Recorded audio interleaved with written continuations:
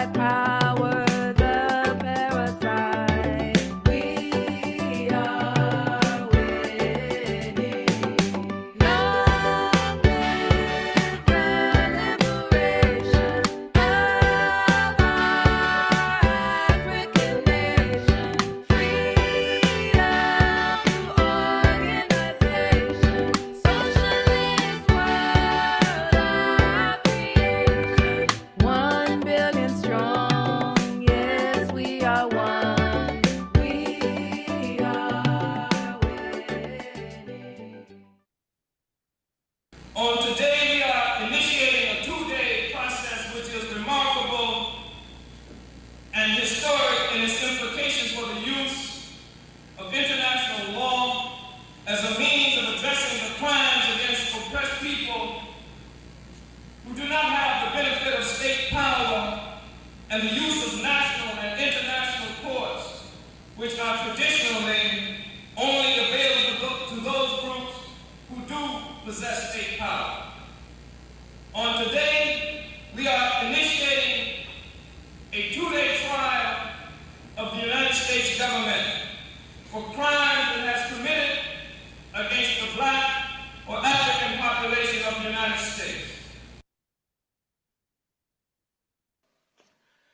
15 United Nations special rapporteurs and 21 members of the United Nations working groups have warned that what is happening in Gaza reflects a genocide in the making and an overt intent to destroy the Palestinian people under occupation. Israel has a genocidal intent against the Palestinians in Gaza. That is evident from the way in which Israel's military attack is being conducted, which has been described by Ms. Hassim SC. It is systematic in its character and form. The mass displacement of the population of Gaza, headed into areas where they continue to be killed, and the deliberate creation of conditions that, quote, lead to a slow death, unquote. This is the FBI. You have a federal warrant for this address. Keep your hands up and follow orders. This is the FBI. We have a warrant for this. They handcuffed me and my wife out here.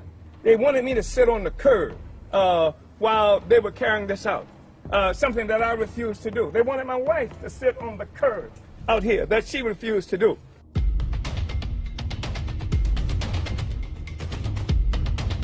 As I was coming out, this big old drone met me.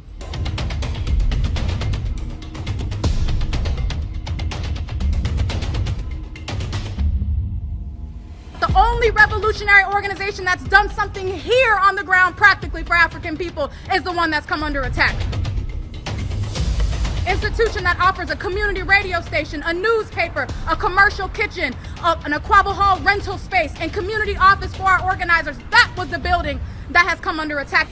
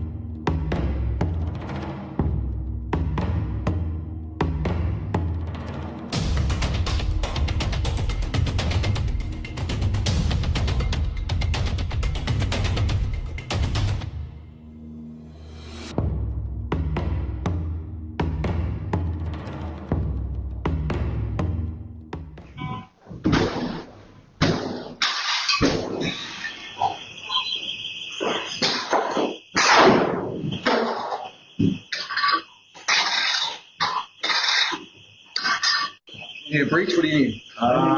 Need one. I don't know. Oh, it's all better than money. All Don't of it. take it.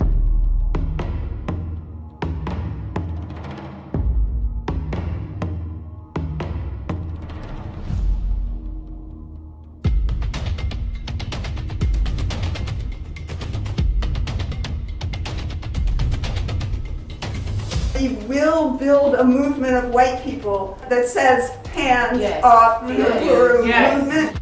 They see in the African People's Socialist Party a vanguard for the struggle for the liberation of our people. They see that because not just what we do here in the United States, but because we had the temerity to do like Garvey, to do like Malcolm X, and take the struggle of black people around the world.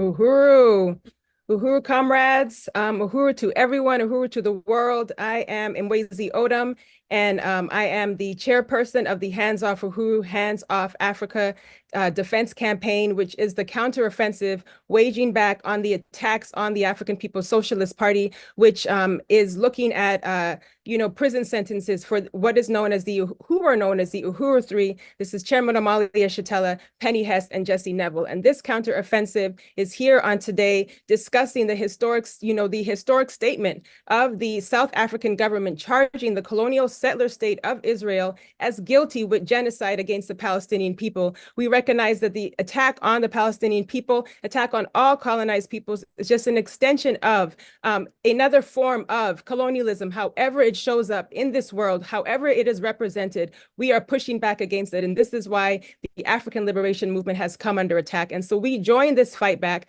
And I want to bring up my co-MC also, Penny Hess, who is also with me here on today. She also is one of the Uhuru Three and will be leading us through today's program, as well as taking a time to discuss this great resistance that is happening. So Uhuru comrade, it's great to see you on. Uhuru, great to be here. Uhuru. I'm gonna, I know that we have a lot to cover today, and I want to, take a moment to kind of contextualize why we're here, and really want to also remind people to share this webinar if you are joining, us right now as well. But Penny, just a very exciting period in, in this time, and as we know, the this charge against Israel is for this violation of the United Nations Convention on the Prevention and Punishment of the Crime of Genocide, which was a convention that the U.S. Did not sign 40 years ago, and then with the exceptions that prevents it from being brought to the World Court based on the convention genocide of the party in 1982. So we're going to discuss these historic events. And this was brought on by South Africa against the World Court this past week with charges that we salute. And we will discuss this in context today, comrades, of the colonial question, and recognizing that our brothers and sisters, African workers in occupied Azania are colonized, right? Occupied Azania is also known as South Africa, and profoundly impoverished, oppressed in the townships and the Bantushans of South Africa as well. And so we are discussing this question. As you know, the title of today's webinar is titled Israel Charged with Genocide at World Court. And this Hands Off Uhuru Fight Back Coalition is taking this discussion of colonized people and genocide committed against the indigenous people right here on this land, which is something that one of our guests today, Ward Churchill, has stated is what the true Holocaust deniers are about. And so, Penny, I just want to take a moment, actually, just to remind people why we're here, because we have a goal to raise, and we want to make sure that we do put this in the chat right now. Please go to handsoffuhuru.org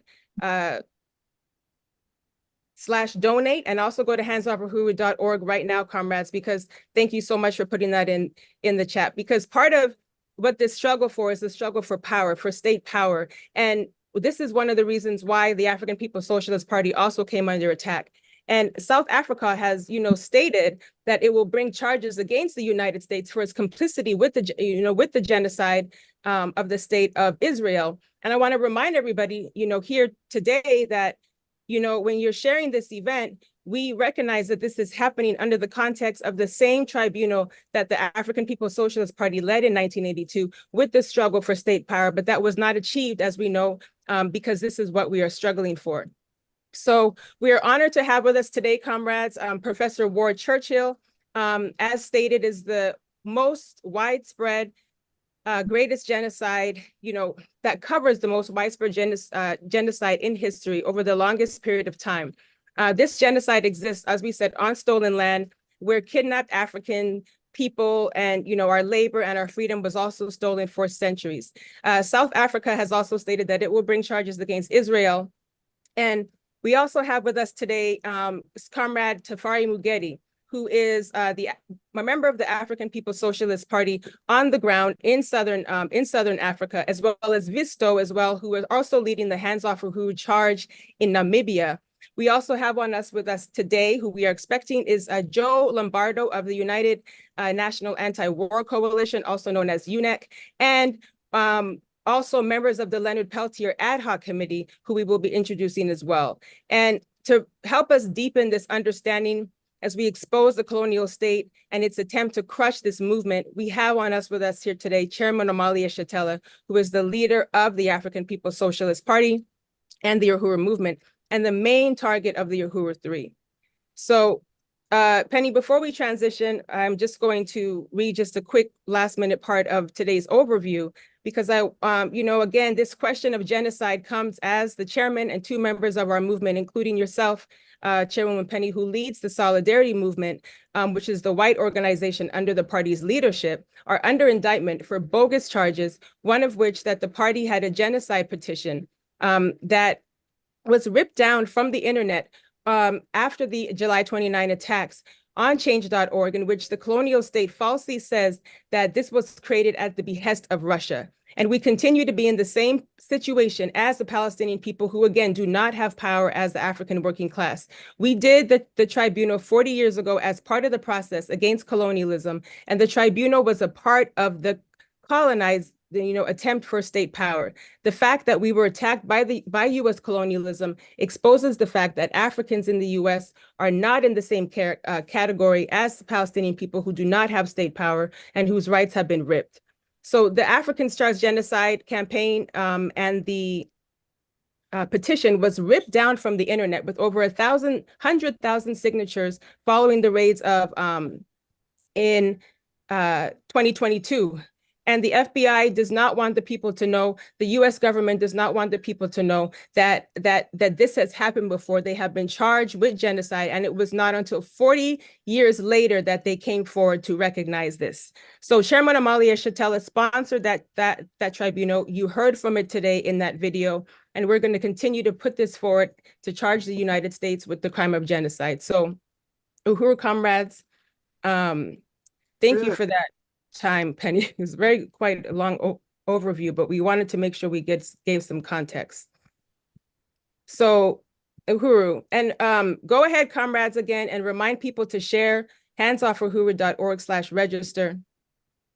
And Penny, I know you found this image here that we have up here on the screen. I don't know if you wanted to say, just to speak to the significance of why we wanted to discuss the long history of African and Palestinian unity. Uhuru. Uhuru, well, this is a beautiful image that has been put out by the Palestinian movement to show their tribute to African people, and the fact that Africans from South Africa and Africans from the continent of Africa and the US have supported the struggle for the liberation of occupied Palestine for the past 75 years. And certainly the African People's Socialist Party and Chairman Omali Yeshitela have been on the forefront of that, standing up just with the deepest international solidarity expressed repeatedly over many, many decades from the African People's Socialist Party to the people of Palestine, recognizing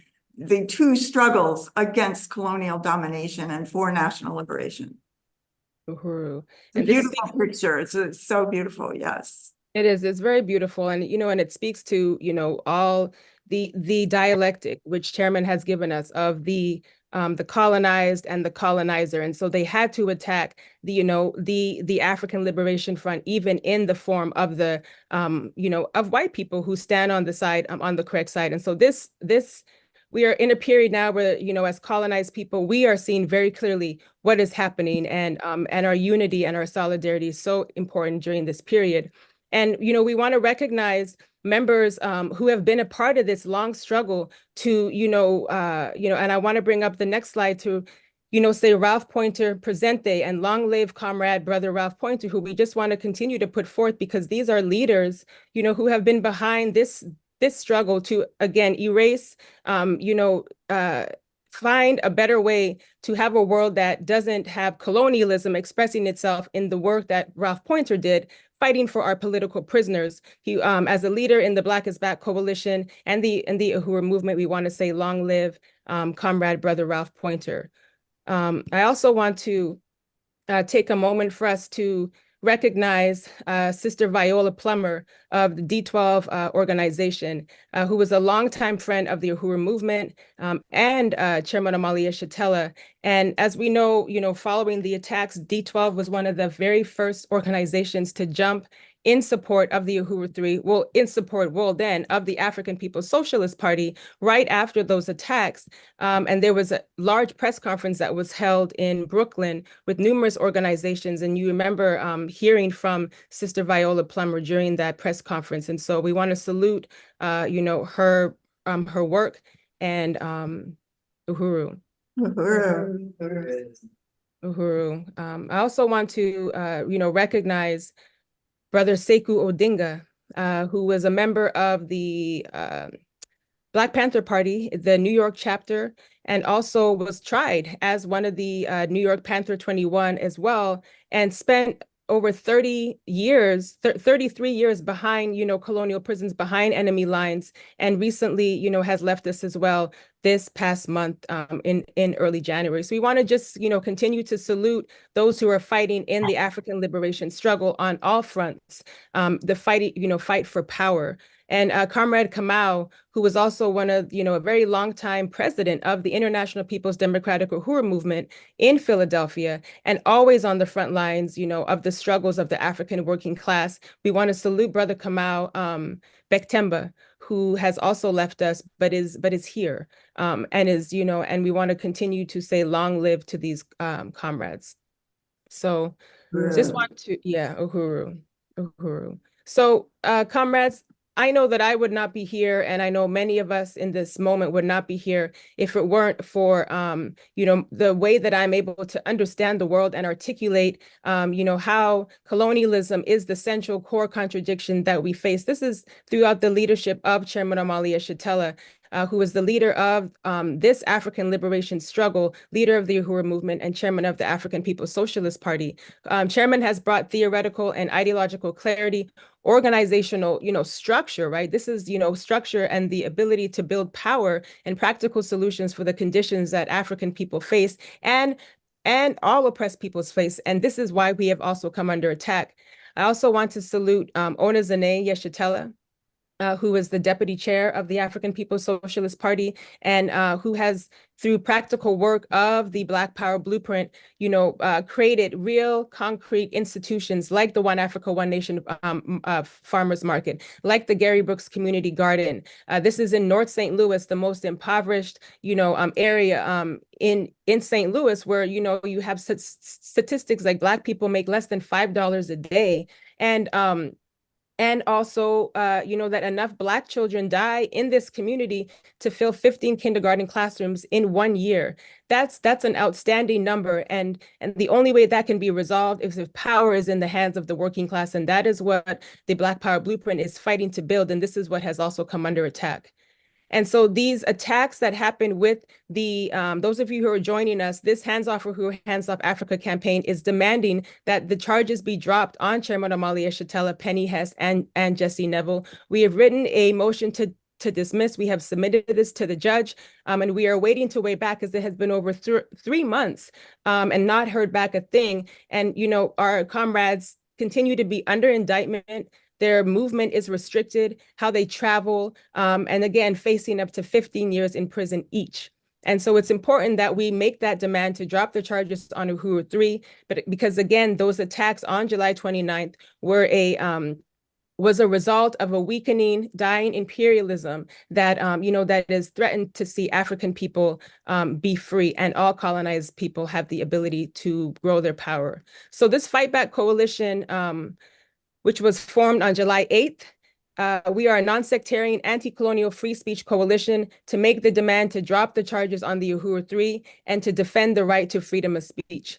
This is made up of over 40 organizations and individuals who attend this founding meeting on July 8th and who united with the resistance struggles of oppressed and colonized peoples who are working class led struggles and pushing back against the colonial state, against these struggles for liberation. And this coalition, represents the vanguard and the forward thinkers of these various revolutions that we see that are looking at, hands off Cuba, hands off the work, hands off Palestine, the fight for political prisoners, the fight for a better planet, all of these various struggles that we are seeing around the world. This coalition wants you to bring them under this banner. So go to handsoffuhuru.org/coalition, join, read our demands, read our statement of unity. And I'm going to now turn it over to you, Penny, because we want to also just recognize one of the members of the coalition who are, leading a very important, struggle. And we want to be able to speak to the importance of what it means when we say, and who is Leonard Peltier, but free Leonard Peltier. So I want to turn it over to you, Comrade Uhuru. Uhuru, thank you. Thank you so much, Chairman Wazee. It is an honor to be here today. And it's an honor to be able to salute, first of all, our dear friends, the committee, the ad hoc committee to free Leonard Peltier, and to salute our comrades, Jennifer, Dawn, and Paulette, and I believe Ward Churchill is part of that, and we're honored to have him as well today. And, we just want to say that Leonard Peltier has to be out of prison in 2024. We must make this commitment. And that we must say that from this coalition, from the Fightback coalition, that we salute Leonard Peltier, the indigenous freedom fighter, the symbol of indigenous resistance, who has been falsely imprisoned by this colonial state for 50 years. Yeah. That Leonard Peltier is a symbol of indigenous resistance against genocide and the theft of their land on land where African people were kidnapped and enslaved for the benefit of the colonizer population. And the same FBI with the same assault rifles who threatened Chairman Omali Yeshitela on July 29, 2022, with putting the sightings on his chest, the same FBI came onto the indigenous land, and Comrade Leonard Peltier resisted, defended indigenous people and their right to self-determination, their right to this land that has been stolen from them. And that we also recognize that the U.S. Genocide against the indigenous people, the enslavement and genocide against African people is the model used by the colonial state of Israel against the Palestinian people today. So we say free Leonard Peltier in 2024. He must be out this year. And it's my honor to bring up our dear comrade Jennifer and other comrades from this powerful committee, Uhuru. Thank you, comrade. Yeah, we want to, I don't know if we're going to look to hear from those comrades later on in the program, but it's great to see you on, Jennifer. And if we want to give some time now, Penny, if that's what you were referring to. I was thinking it was now, but it can be. Yeah, great. Yes. Let's go ahead and do that right now. I saw Jennifer, and I think we also have with us Dawn as well. So thank you, comrades. Uhuru. Oh, yeah. Can you hear me now? Yes. Uhuru, so good to be here. Thank you to the chairman, to you, Mwezi, to Penny, and to the entire party. I am So honored to be invited to address you today, to be amongst you, and certainly on behalf of my client, Leonard Peltier. Uhuru. Uhuru, Jennifer, are there any calls that people can do? Do you have anything that you're calling on the comrades who are on this event today to be able to carry out to help free Leonard Peltier? Absolutely. I know we have Dawn and Paulette here, who are board members of Leonard's ad hoc committee. And what I think is most important, not only in the work that they do for the sake of Leonard, is that Leonard has, in fact, that is the only committee that Leonard has authorized to act and speak in his name. If you go onto the website, there is actually a recording of Leonard talking about the new ad hoc committee. But it is not just for show, it's about advancing the rights, not only in terms of Leonard's release, but addressing the conditions of his confinement and also of all other prisoners similarly situated. So please visit the website. And could you just say the website, and we can also have it, or somebody put it, Dawn put it in. That's right. Yeah, it's right. That's right. Free Leonard Peltier now.org. Yes. Thank you so much, Jennifer, for being on. And again, we salute you and the entire Leonard Peltier ad hoc committee. Uhuru. Leonard Peltier will be free in 2024. Yes. Not one more year. Not one more year. Not a single solitary year more. Not one more year. Free Leonard Peltier. Yes, comrade. And that's really important struggle because, again, we understand that when we're looking at colonialism, we understand that we cannot we cannot talk about Israel. We cannot talk about all these ways in which, that what we are seeing again, and the chairman has said this, is the process of how they created these so-called Americas, was to wipe out the indigenous people and to, wage a serious attack on the struggle, on the liberation for struggle and on the liberation struggle. And I just really want to salute the comrades and really looking forward to how we will continue to get the word out about who Leonard Peltier is. And, that's part of the work of this coalition. And we also wanted to salute Jill Stein, who is the Green Party presidential candidate, who was prepared to, come on today, but we're going to have her on in the future, and has expressed her support for the Uhuru 3. And, this is one of the demands of the Uhuru, of the Hands Off Uhuru Fightback Coalition and this is demand number 6, that we demand that all candidates and political parties contesting in 2024 and other elections adopt the demand to drop the charges on the Uhuru 3, other targeted organizations, whistleblowers, and individuals. And it's, important for members, who are out there, who are putting themselves out there and taking the stand, the real righteous stand in this period. And I want to say that, speaking of taking a stand, I want to really salute our first donor who came in today with a donation that has got us already. We're almost a third way of our goal. I'll say that in terms of my math. Wow. So if you're going to handsoffuhuru.org/donate, make that kind of statement. Whether it's a $2, $1 statement, you let the state know that we are fighting back on all levels. And this fight back is going to need serious funding. And so this goal of 750, we know we can make it today, comrades. We want to continue to build the legal fund to wage this fight back against the colonial state, to make the demand to drop the charges on the Uhuru 3. So go to handsoffuhuru.org/donate, and we're going to continue to give announcements and updates about how close we are to reaching our goal today or exceeding our goal.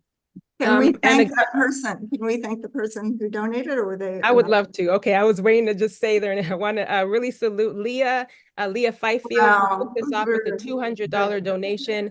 So we are at 550 left to raise, and that's easy math for me. And there's actually some more donations that are coming in. So we are, and those ones we will wait, but they're coming in, comrades, and they're coming in hot. So,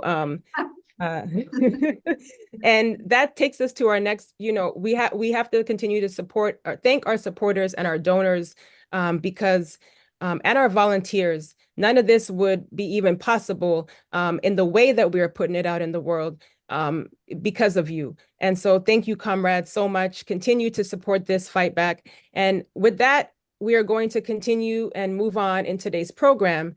And I would like to see, Penny, this is a good time. Oh, we can go to the next slide. Yes. And just to recognize again who we will have on with us. The Chairman Omali Yeshitela. We will also be hearing from Tafari Mugeri, who is located in South Africa or occupied Azania, as well as Visto Sabisa, who is in Namibia. These are comrades who are on the continent waging the hands-off for Uhuru fight back from on all fronts, as well as we heard from our comrades with Leonard Peltier ad hoc committee, Jennifer Jones. We also had Dawn Lawson and Paulette Dautier, who are also on with us, members of that committee. We also want to salute David as well, and Dan Battaglia as well. And Leonard Peltier, who is not only, Ward Churchill, who is not only a member of the board of the Leonard Peltier ad hoc committee, but is an activist and an author and professor, and is an expert on the question, on genocide. And we really want to continue to put forth some of his books. And I know, Penny, you'll be able to make some more reference to that too in that section. And we also want to really looking forward to hearing from Joe Lombardo, who is also, of UNAC, a member of this fight back as well. And we look forward to hearing from Joe as well on today's program. So without further ado, Penny, I do want to say we can, I think we have a video. Is that correct that we're going to show? Yes, we're going to just we want to show a video of Professor Jeffrey Sachs of Columbia University, who has been summing up the significance of the genocide charges being brought by South Africa. And this was on somebody else's video, Judge Napolitano's YouTube video, but it's very helpful. And, we just really appreciate the summation. So we will start with that. Great. Well, this is an absolutely astounding day, a historic day. South Africa has filed an application with the International Court of Justice. This is the UN's global court in The Hague in the Netherlands, and it addresses disputes between governments. In this case, this is a dispute brought by South Africa, claiming that Israel is undertaking genocidal actions and with genocidal intent. And the legal basis for this complaint, this application to the International Court of Justice, is that both South Africa and Israel are parties to the 1948 Genocide Convention. And so this is a complaint that South Africa is making, that it is entitled to make as a signatory to the Genocide Convention, which compels all of the signatory countries, including Israel, to abide by the terms of the Genocide Convention. It's stunning, amazing to watch these proceedings. South Africa filed an extremely detailed application, 84 pages, describing both the intentionality of Israel in destroying Gaza, in making Gaza uninhabitable, and the actions of Israel in bombing core infrastructure, in blocking the inflows of water, food, medicine, fuel, that are basic necessities of life. And the combination of the statements by Israeli leaders, from the prime minister and president through the cabinet to members of the Knesset to leaders of the Israel Defense Forces is a shocking list of statements because these are statements saying flat out that Gaza is to be destroyed, is to be made uninhabitable, that there is no distinction between Hamas and the civilians, that everybody is guilty. And no doubt these Israeli leaders would like to walk back what they said, because what they said was flat out,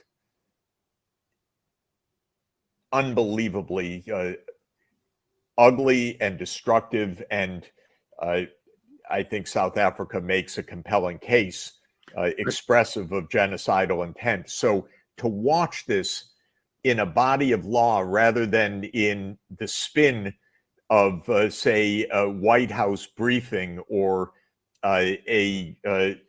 somebody just brushing this aside, as John Kirby did when he said, well, this is a bunch of nonsense. The United States, rejects all of this as nonsense, or the president of Israel is saying this is a blood libel. But to hear it spelled out methodically, hour after hour in precise judicial proceedings is, I think, a historic day, because Israel is being examined closely for what it has said and what it is doing. And this is, to my mind, the highest responsibility and application of the concept of international law. So I think it's a very big day.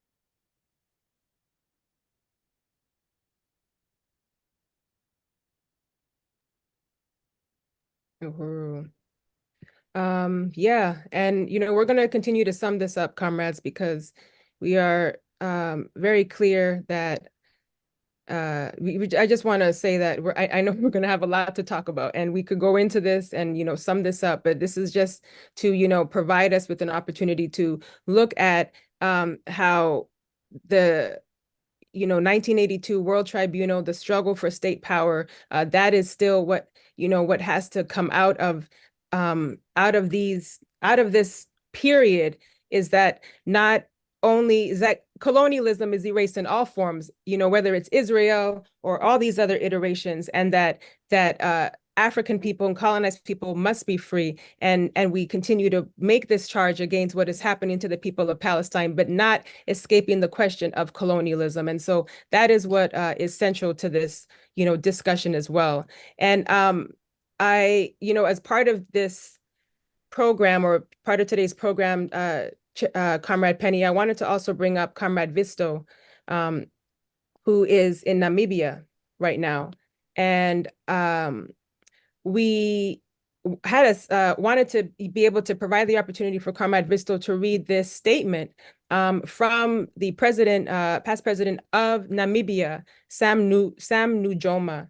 And Comrade Visto, who is joining us in Namibia right now, is a member of the African People's Socialist Party and also helping to lead the Hands Off Uhuru struggle on the continent as well.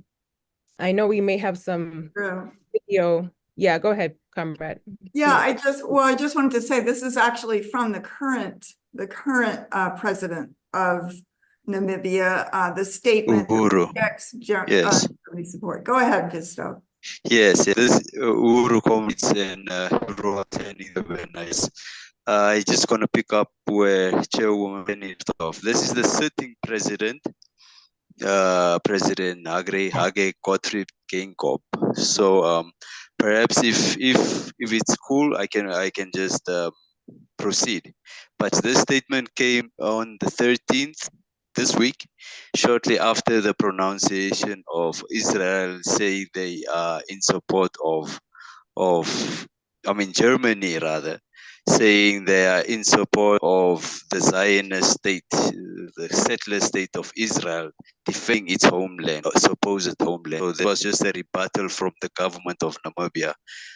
So Read off by reading. Namibia rejects Germany's support for the genocidal intent of the racist Israeli state against innocent civilians in Gaza on Namibian soil.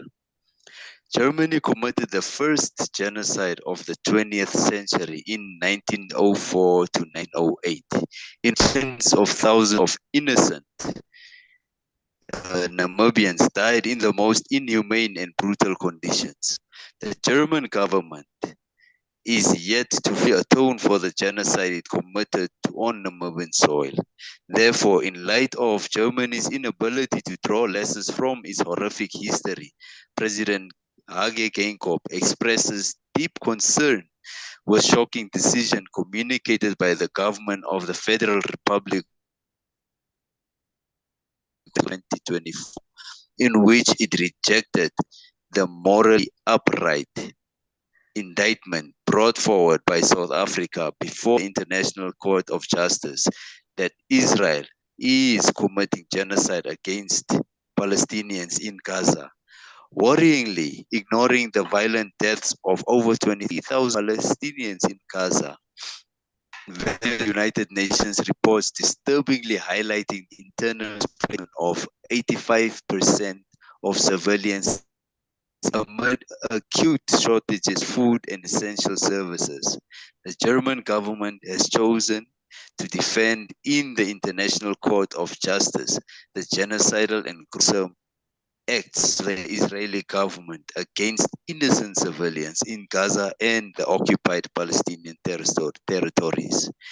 Germany cannot morally express commitment to the United Nations Convention against Genocide, including atonement for the genocide in Namibia, whilst supporting the equivalent of a Holocaust and genocide in Gaza.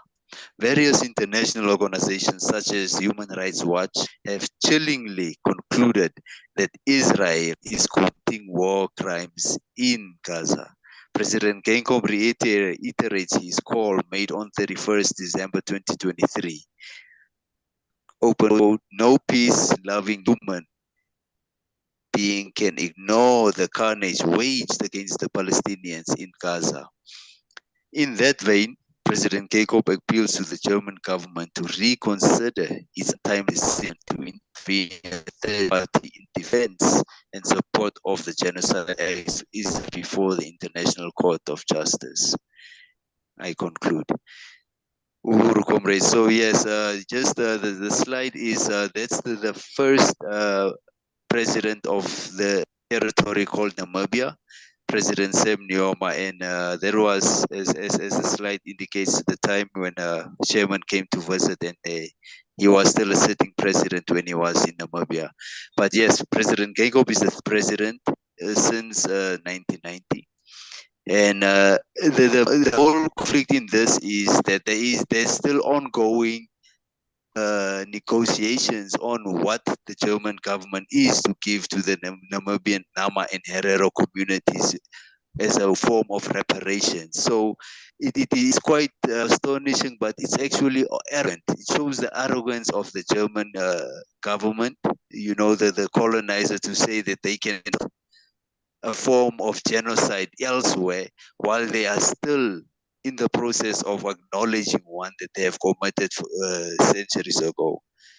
So yes, I wouldn't want to take much on that. Maybe the discussion could be open briefly for clarity to be given. But yes, Namibia's position is that we are in support of the South African case that was taken to the ICJ, and we are in support because we know what it means for a citizen in the occupied territories of Palestine to be eliminated indiscriminately. We know that because we have been victims of such indiscriminate elimination. Uhuru Chepeni, you can take back. Uhuru, thank you, Comrade Visto, on the ground in Namibia as we speak, and a member of the African People's Socialist Party there. Very powerful, really appreciate that, that reading, and also appreciate the slide that we saw of Chairman Omali Yeshitela when he visited Namibia and met with the first president of liberated Namibia, which was Sam Nujoma in 2006. And President Nujoma was supporting the struggle for reparations to African people and the tribunal that indicted the US government for genocide against African people. So it's a powerful history and really appreciate that. Uhuru. All right, yes, comrades. And this is something that we will continue to sum up throughout this program. And I want to really appreciate Comrade Visto for taking us through that document. And our chat moderators did place that in the chat here, and we'll make sure that that's also shared. The statement, which also can be read through the link to Twitter that you'll see in the chat. Yeah. So, and part of contextualizing what is happening on the land where I'm located, which is, known as the United States, we understand that the creation of, as the chairman says, America itself is a war crime. And here we are sitting on the land that was stolen from the indigenous people, and mass genocide committed with, Africans, brought over here to work for free. And here we have the creation of Israel as it represents itself through, through the United States, through the, through the Americas, which is colonialism.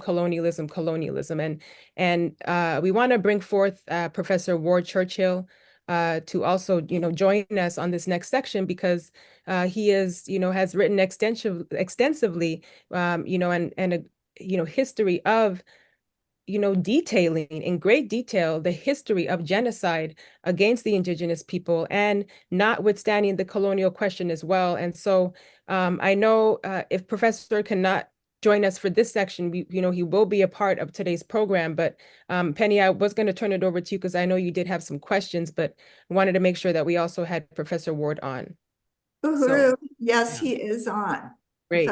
Professor Ward Churchill is on, and if you want to come on camera, Professor, we would be honored to have you, and welcome you as always to be here.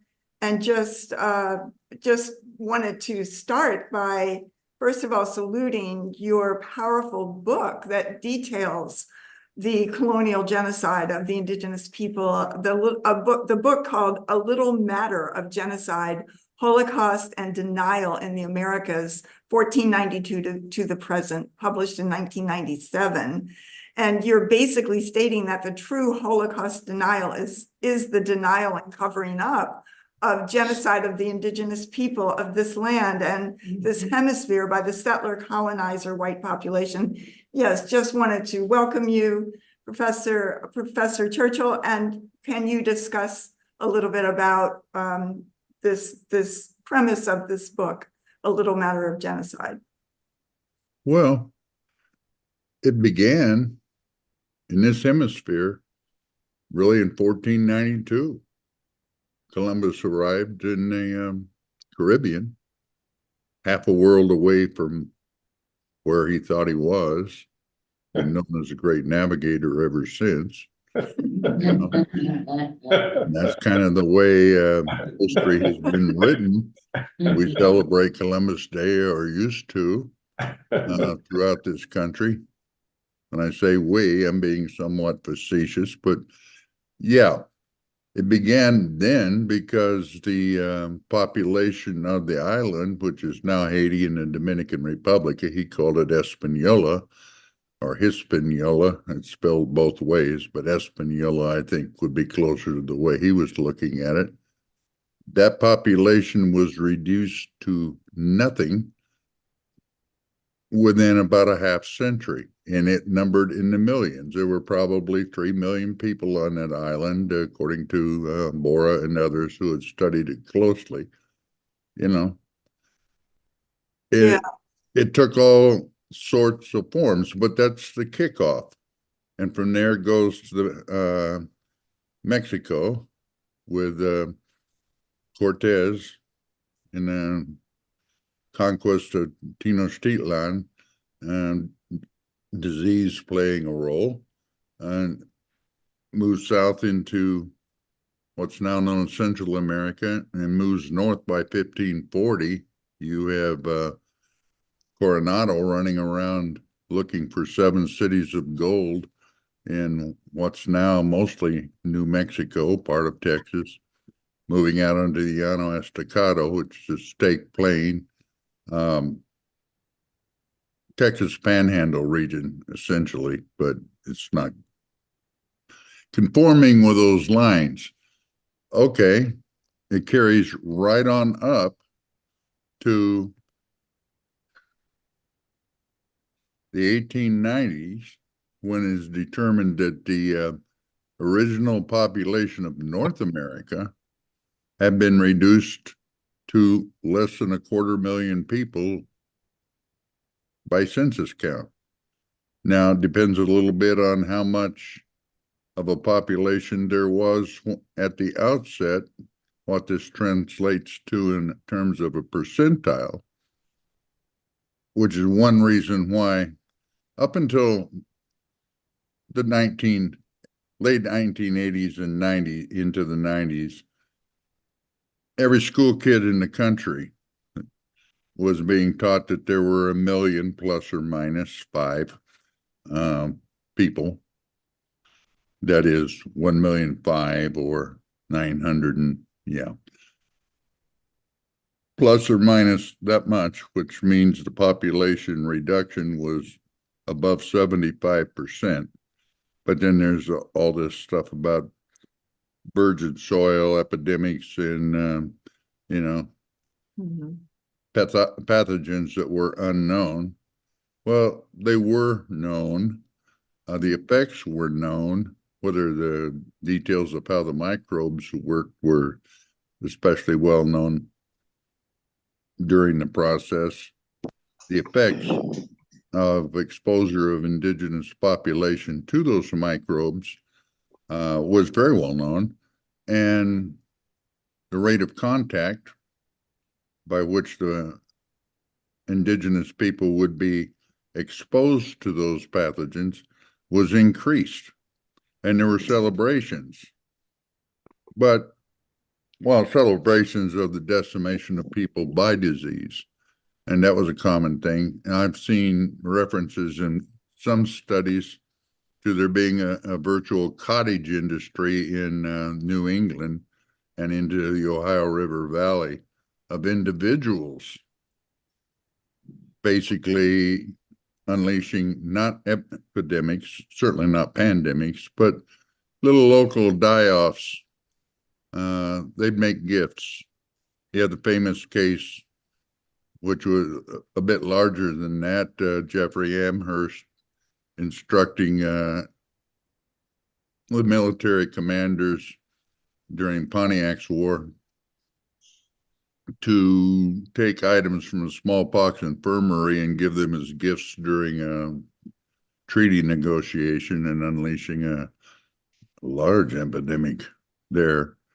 You have 1837, where, well, I've erroneously, along with most historians, referred to it as Fort Clark breakout of smallpox in the upper Missouri. Actually, it was at Fort Union, it appears, a little bit upstream, but Fort Clark was infected by the same officer, a guy by the name of Fulkerson, on his way back down river, and you had a mulatto, as he was called at the time, who was dispatched from Fort Clark over to the Crows, and during meetings with the Blackfeet, presented them with infected blankets as gifts, and really took out the Blackfeet.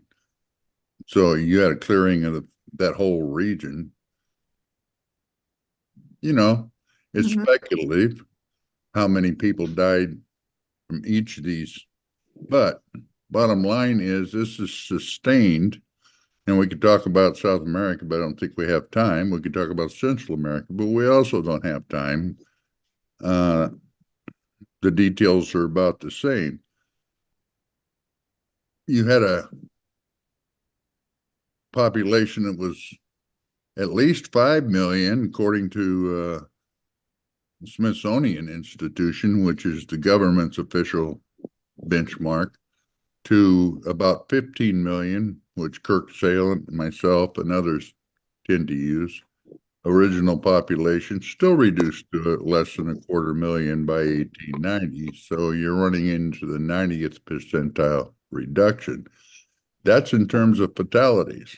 But every possible mechanism that is identified in the Genocide Convention, from killing members of the group based on their membership in the group to creating severe psychological and physical conditions as a matter of policy, leading to the destruction of the group, and the group being whichever indigenous people you wish to consider, to creating conditions that lead to the physical destruction of the group, to prevention of births. And now we're talking into the 20th century, because the process did not end in 1890 when the nadir population was reached, and forced transfer of children from group, the targeted group, to the targeting group.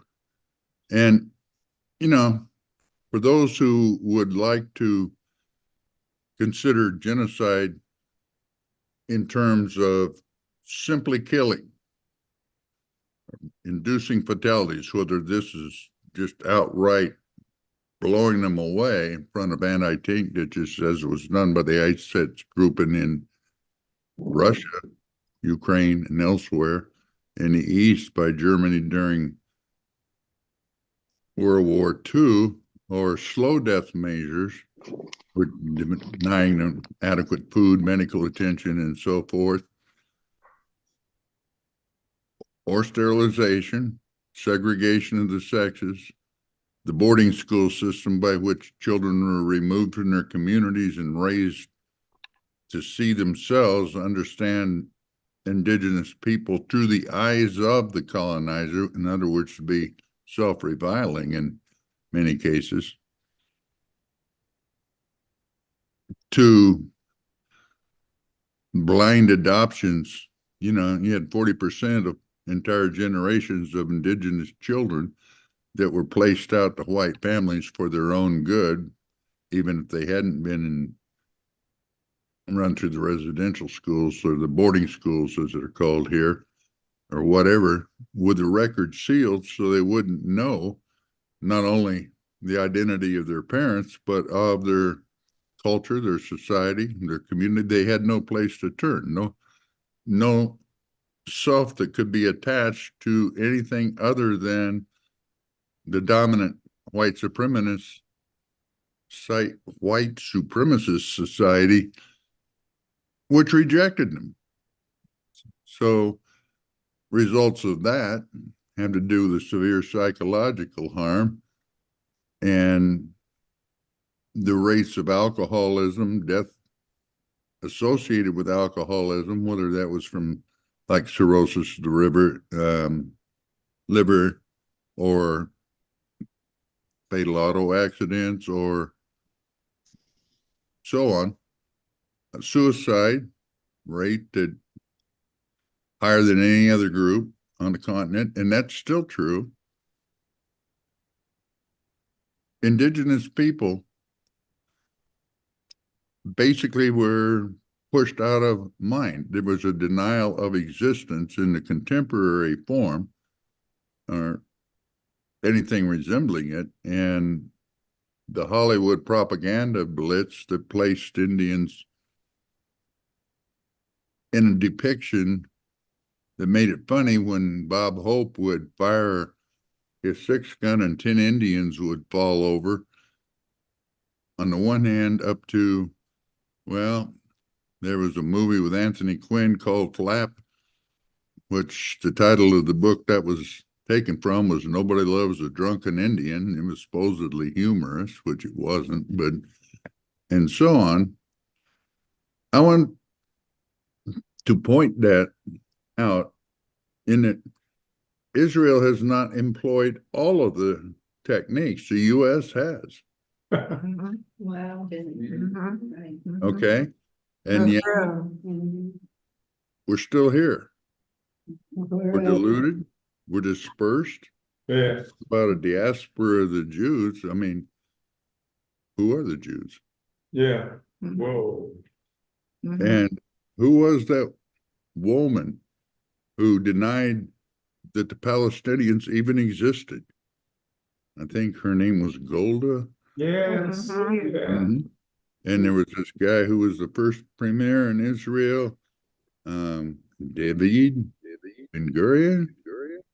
He also denied the existence of a people that could be defined as Palestinian. They were Jordanians, he said. They've been called other things.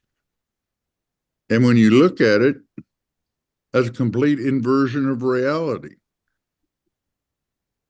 Yes. If I got a issue, and I'm not going to press it because I agree with the professor that you ran the clip of before. This is a momentous day when Israel was very belatedly, finally charged, as they should have been 75 years ago, Yes. with violating Yes. not only the resolution by which colonial powers presumed to make disposition of somebody else's land to accommodate an entity, Zionist entity, which is what all Arab governments called this entity until Sadat in 1973 finally used the word Israel in order to resolve the Yom Kippur War? Yeah. It's very important. But for all of the detail of what's going on now and some discussion of the predicate, it's very, very short of what actually has occurred. I mean, the war against the Palestinians began 100 years ago when Herzl was making the claim. Now, he would have settled for someplace else. He wanted someplace. And I can sort of understand the someplace, especially after the Judeo-cide that was perpetrated by Germany. But if there's a place to be had based upon a perpetration of Judeo-cide, how about Germany? How about a chunk of Germany being whatever they want to call it? Would not be exactly the Zionist entity, but, you know, it would not be a darker people, a third world people, an inferior people, a Semitic people, I might add, for those who like to bandy about that term anti-Semitic. You know, if they are not supporting the Palestinians, that's anti-Semitic as far as I'm concerned, in big time. Okay. The point to be drawn, I think, when I said, but we are still here, we are still pressing, is the case of Leonard Peltier, for one, indicates rather clearly, but it's been a while since the events which put Leonard in prison occurred, and there's another round that's needed. And DAPA was a start. The fighting the pipeline up at Standing Rock that happened 5 or 6 years ago. Yeah. But where from there? That's the thing. And Kwame Ture once put it as a sidelong remark in a talk I heard him give, that the Irish presented a superior example. Now, I got problems along this line, especially since nobody seems to be able to tell the difference between Irish and Scots Irish, and there's a big difference because one's the indigenous population, the other's a settler population, and all of that was happening in Northern Ireland during the so-called Troubles, you know, that had to do with the Scots-Irish settlers and their subjugation of the indigenous population, all the effects that they were imposing upon them. But what he said is, talking about African liberation, was the Irish present as superior example. Because 800 years, the English have been colonizing Ireland. And he said, in some ways, the struggle is now stronger than it's ever been. And okay, you can debate whether that was in fact true or not, but the point stands. The fact that colonialism never, ever manages to consolidate itself to the point where it is irreversible. And so long as colonialism, in whatever form, settler colonialism, neo-colonialism, whatever kind of colonialism, it'll be resisted by the people who, under what Chairman Omali calls the colonial mode of production, must be rendered destitute, immiserated, valued as, at most, fertilizer for the growing of whatever luxury crop the colonial elite may desire. So that ultimately there is no choice.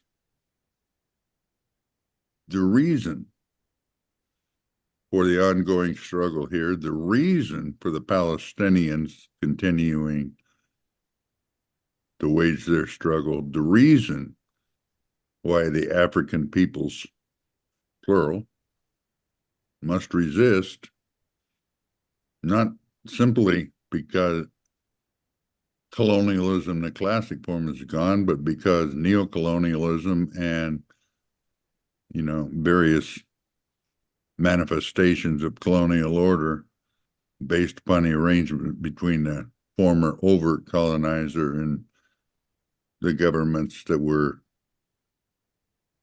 placed as puppets to preside over the ongoing empire, those people will have to continue to struggle. They have no particular choice other than to cease to exist.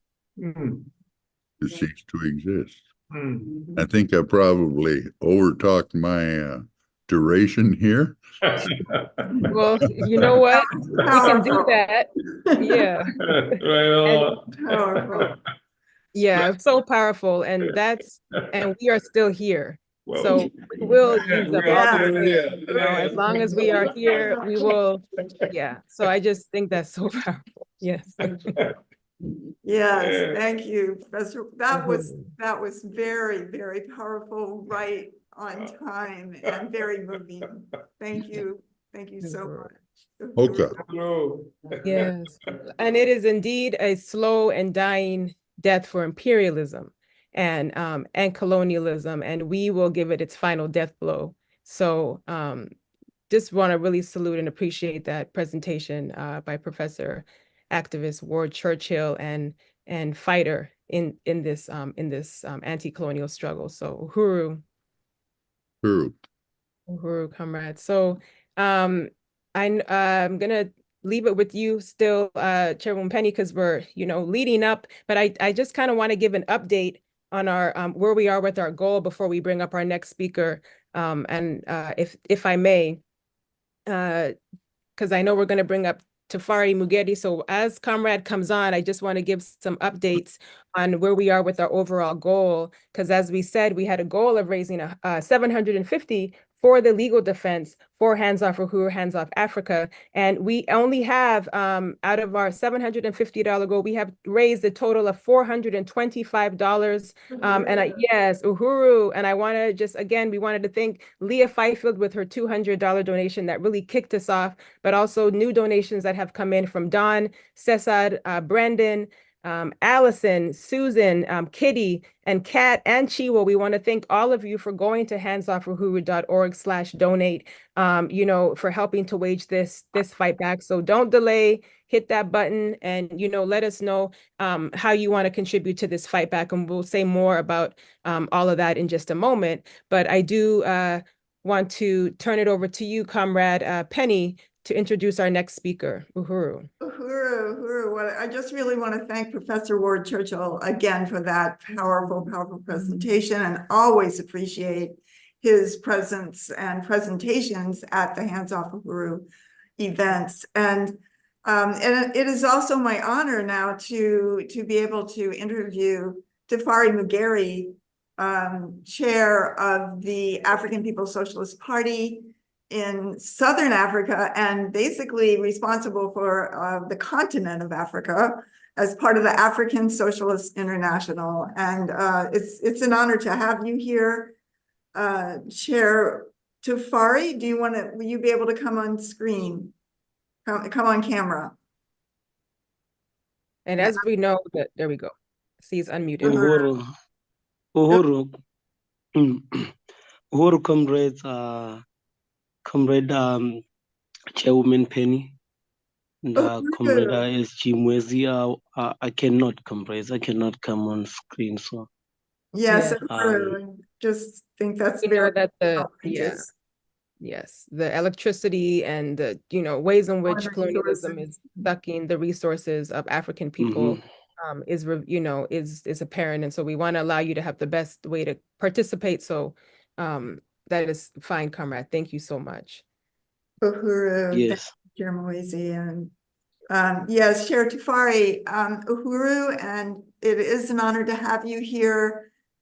You are a leading member of the African People's Socialist Party and leading the Hands Off Uhuru coalition over the African region. And while the party supports this charge of genocide being brought by South Africa against the state of Israel, we also have to, by the government of South Africa, I would say, which I know comrades on the ground there refer to as occupied Azania, that we also have to recognize the colonial conditions that African people as a whole, and African workers in particular, experience on the ground in occupied Azania in South Africa. So I just wanted you to talk about that a little bit. If you could just tell us about this, this contradiction that exists of the colonial domination of African people, as we continue right now, today, on the ground in occupied Azania and throughout the continent of Africa. Yes, Uhuru, thank you very much, Comrade Chairwoman Penny Hess. First of all, yeah, I hope the network is fine. But I really want to salute the organizers for this program, today's program. And I really want to, special salutations to Comrade the chairman, Omali Yeshitela, and because he is the leader and founder of the African People's Socialist Party that I represent, together with other comrades here on the African continent and in South Africa in particular, and what the chairman has done is to really help us to see that the whole global colonial mode of production is the one based on colonialism. It's a colonial mode of production, so it's colonialism everywhere, and including what is happening in what they refer to as Israel, occupied Palestine. That is, colonialism. It's colonialism, so so that's one thing. that maybe the ANC that is taking the Israel to the international court for justice is unable to recognize, that is not just about the what happened, just a couple of days, weeks ago or something like that. It's a whole social system, and African people here in South Africa continue to be colonized. We continue to be colonized as Africans here in South Africa, and the evidence of that is everywhere. It's everywhere because first of all, the crisis of the whole global colonial model production is being felt in South Africa. As much as you can see what's happening there over there in occupied Palestine, these are just symptoms of a dying, like imperialism everywhere. It's being felt in the US, it's being felt all over, and I think also that's why South Africa is also able to go there and make this, and raise this question, of genocide and so forth, and have enough courage to go, if it's courage, to go out there and say, yes, Israel must be charged, and things like that is because of the whole crisis, and and also the fact that the consciousness of the people is rising everywhere, and you cannot continue doing the same old thing and expect people to be silent. People will speak up, and then you cannot use lies for too long to justify something that's obviously unacceptable. And I was reading, actually, I was not, yeah, I just saw something.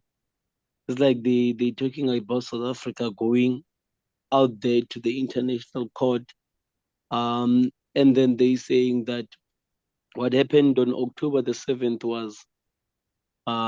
was genocide, when those 1,000, I don't know how, 1,200 or something people were killed there in Israel. They said that was genocide, because and also the fact that they saying that Hamas claims to want to annihilate Israel and things like this. So they're saying that is genocide and so forth, But then we're saying, well, that's what they're seeing based on what their interests are. But then, as colonized people, as people that have experienced colonialism, we're seeing something else, And so if you look at South Africa and look at when the ANC goes out there and to condemn Israel for these actions, and saying that Israel is taking more Palestinian territory, which is what we say. But then African people here, our territory has been taken too by the colonizers. We live in the townships, and we are here in the townships because white people the colonizers have put us here as cheap labor. That's where I'm at right now. I'm in Kokosi, and in Kokosi we always have power cuts. That's why I cannot come on screen right now, because it's gonna affect the network, and but then if this webinar was happening earlier, earlier in terms of time, because right now it's almost midnight, I was gonna go to the white people's area, which is just like 10 minutes away from here, and there's perfect network there. You know, I never have challenges, you know, so I cannot even have a successful meeting, or, you know, or via Zoom or things like that, even on WhatsApp call, you know, in the township, unless if I go to town. And in the morning, when you wake up, you seeing African people on the move, walking to town, where the white people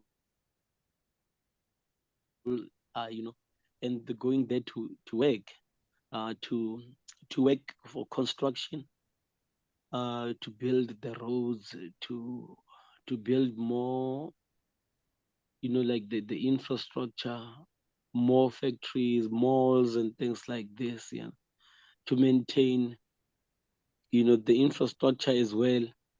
But then when you look at the townships where we live, everything is broken. There's no park here. There's no park for children. Children don't even have a park. They, you know, they have to see to finish in terms of where they play and things like that. You know, after school, when they come from, you know, to school, from school, they have to just play on the streets, you know, and um and but then if when you go to town, they have a park, they have everything, you know, they have everything that does there to support life, you know, that is colonialism. And I referred to Africans going to town and stuff for to work, right? But at the same time, in South Africa, there is like 46% unemployment. 46% unemployment. So, and you know, we're talking about African people here that are unable to get employment, which means they don't have a source of you know, a stable source of income unless they hustle something and so forth, you know, go and work at white people's gardens or kitchens or whatever, you know. Um, and 46% unemployment, that's crazy, you know, that's really crazy. That's almost half of the population is not working. And actually, I've not looked at the up to date, you know, stats, but I think last year or 2 years back, it was 72% youth unemployment. Is 46% unemployment in general and 72% youth unemployment.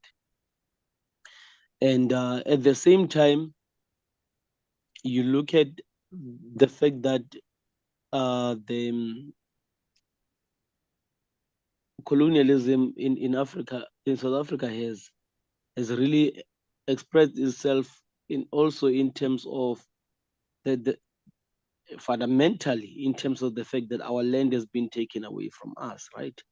So when the so-called liberation movements and organizations like the ANC, that's taking the Israel to the international court, when they were fighting, uh, they said they're fighting against what has been done to African people, but what has been done to us is the fact that we don't have power, the fact that we don't have control over our resources, and we don't have access to our land. We are cramped here in the townships and so forth. And white people still own more than 80% of the land. You know, they still own more than 80% of the land. And this is very, very important, you know, when it comes to the land question. I was shocked actually to hear that it is South Africa that went out there. I was like, oh, it took a while for me to process it, to say, is it really South Africa that did this? Cause address, you know, the elephant in the room also. You address the fact that in South Africa you have not done anything. You know, address that as well. And so it makes us to wonder, are they fighting against just the killings that are happening there recently, or they're fighting against the whole occupation altogether. There, because if they're just fighting just for the, the question of genocide, yes, but then the reason that the genocide is able to happen in the first place is because Palestinians don't have power. Palestinians' land have been taken, and Palestinians are colonized, which is exactly what is happening to African people. So yeah, Uhuru. So yeah, I wanna just stop there for now. Uhuru Tafari, that was really powerful. And I know we're going to have Chairman Omali Yeshitela on very shortly, and to talk about the African Socialist International and the future of the liberation of African people. And I really, really appreciate that that presentation that you just made, and talking about the colonial mode of production and how on the richest continent on the planet Earth, African people, 75% unemployment, poverty, colonialism, the colonial mode continues. So thank you very, very much for being on today. And I'm going to turn it back to Chair Mwezi to continue. Yeah. Thank you. Well, I also want to just join you as well, Penny, in saluting and really appreciating that report from Comrade Tafari Mugeri, who, as we said, is on the ground in occupied Azania. And, one of the things that is that you just said that really stood out is that the evidence of colonialism is everywhere. And that is, really profound, because as we talk about the economic base, Africans leaving our community to go and build, and develop. And so I just, for white people and for these, the settler colonial state is apparent. And we could only have come to these conclusions through the leadership of Chairman Omali Yeshitela, who has given us this understanding of the colonial mode of production, how it exists in all of our spaces. So we want to continue to have reports from our comrades in Africa. We want to thank you, comrade, because we also have to continue to just really lay this out and expose it in all its ways. So we're gonna just, as part of introducing Chairman on today, find it's important to, recognize that Chairman Omali Yeshitela founded the African People's Socialist Party in 1972 with the goal to complete the revolution of the revolution of the 1960s, the Black Revolution of the 1960s, which was a struggle for power, and for the liberation of Africa and African people everywhere, to again restore power in the hands of the African working class. And when we say working class, we were talking about just who you have heard from on today, the comrades on the ground, on the continent of Africa is a perfect example of which class the African People's Socialist Party says needs to be in power and to determine their own life. So the Uhuru movement, again, is not a protest movement.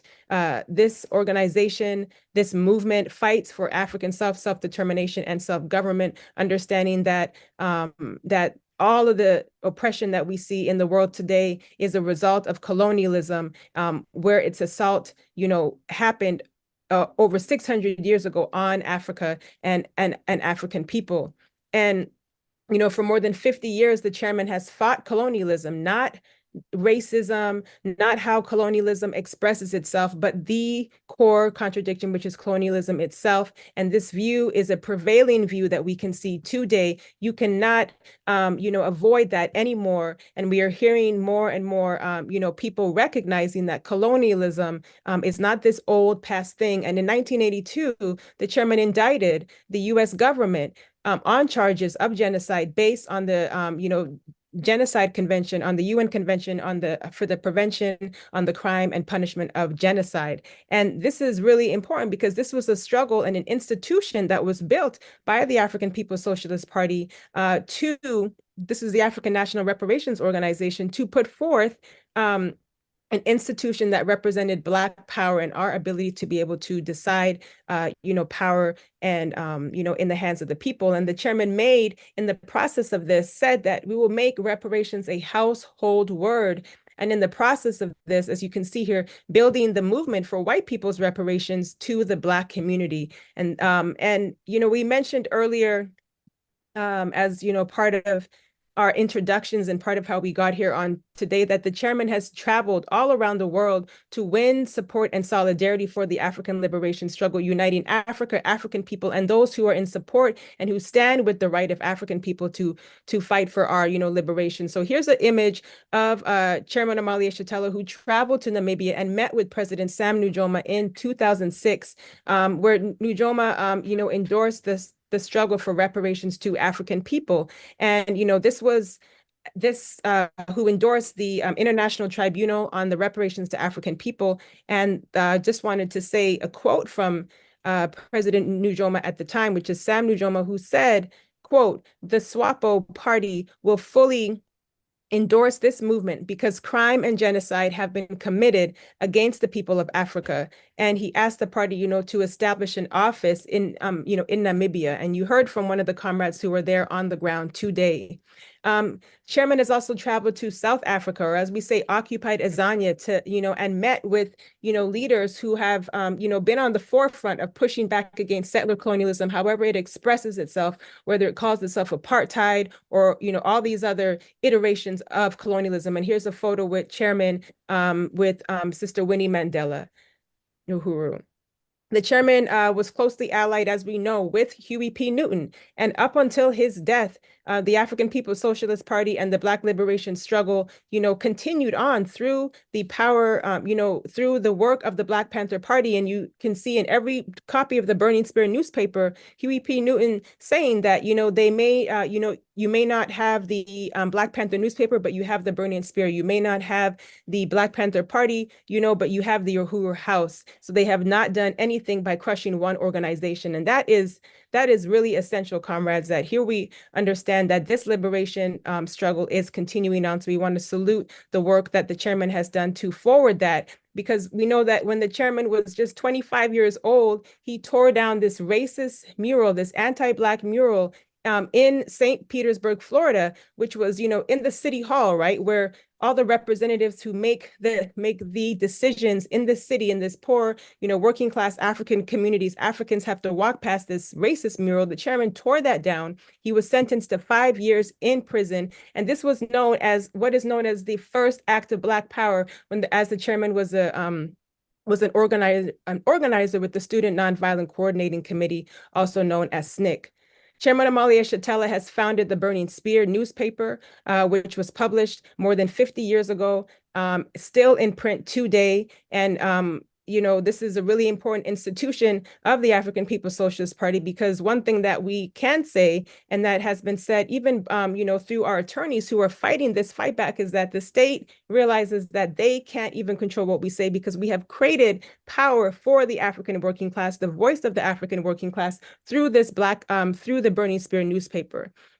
Chairman Omali Yeshitela has also published numerous books, continuing to struggle to, provide ideological clarity for us during this period and over the course of his work, to understand that colonialism must go, and that reparations are due to African people, and that this is a material and dialectical question that can be easily understood through the process of gaining ideological clarity and coming into organization.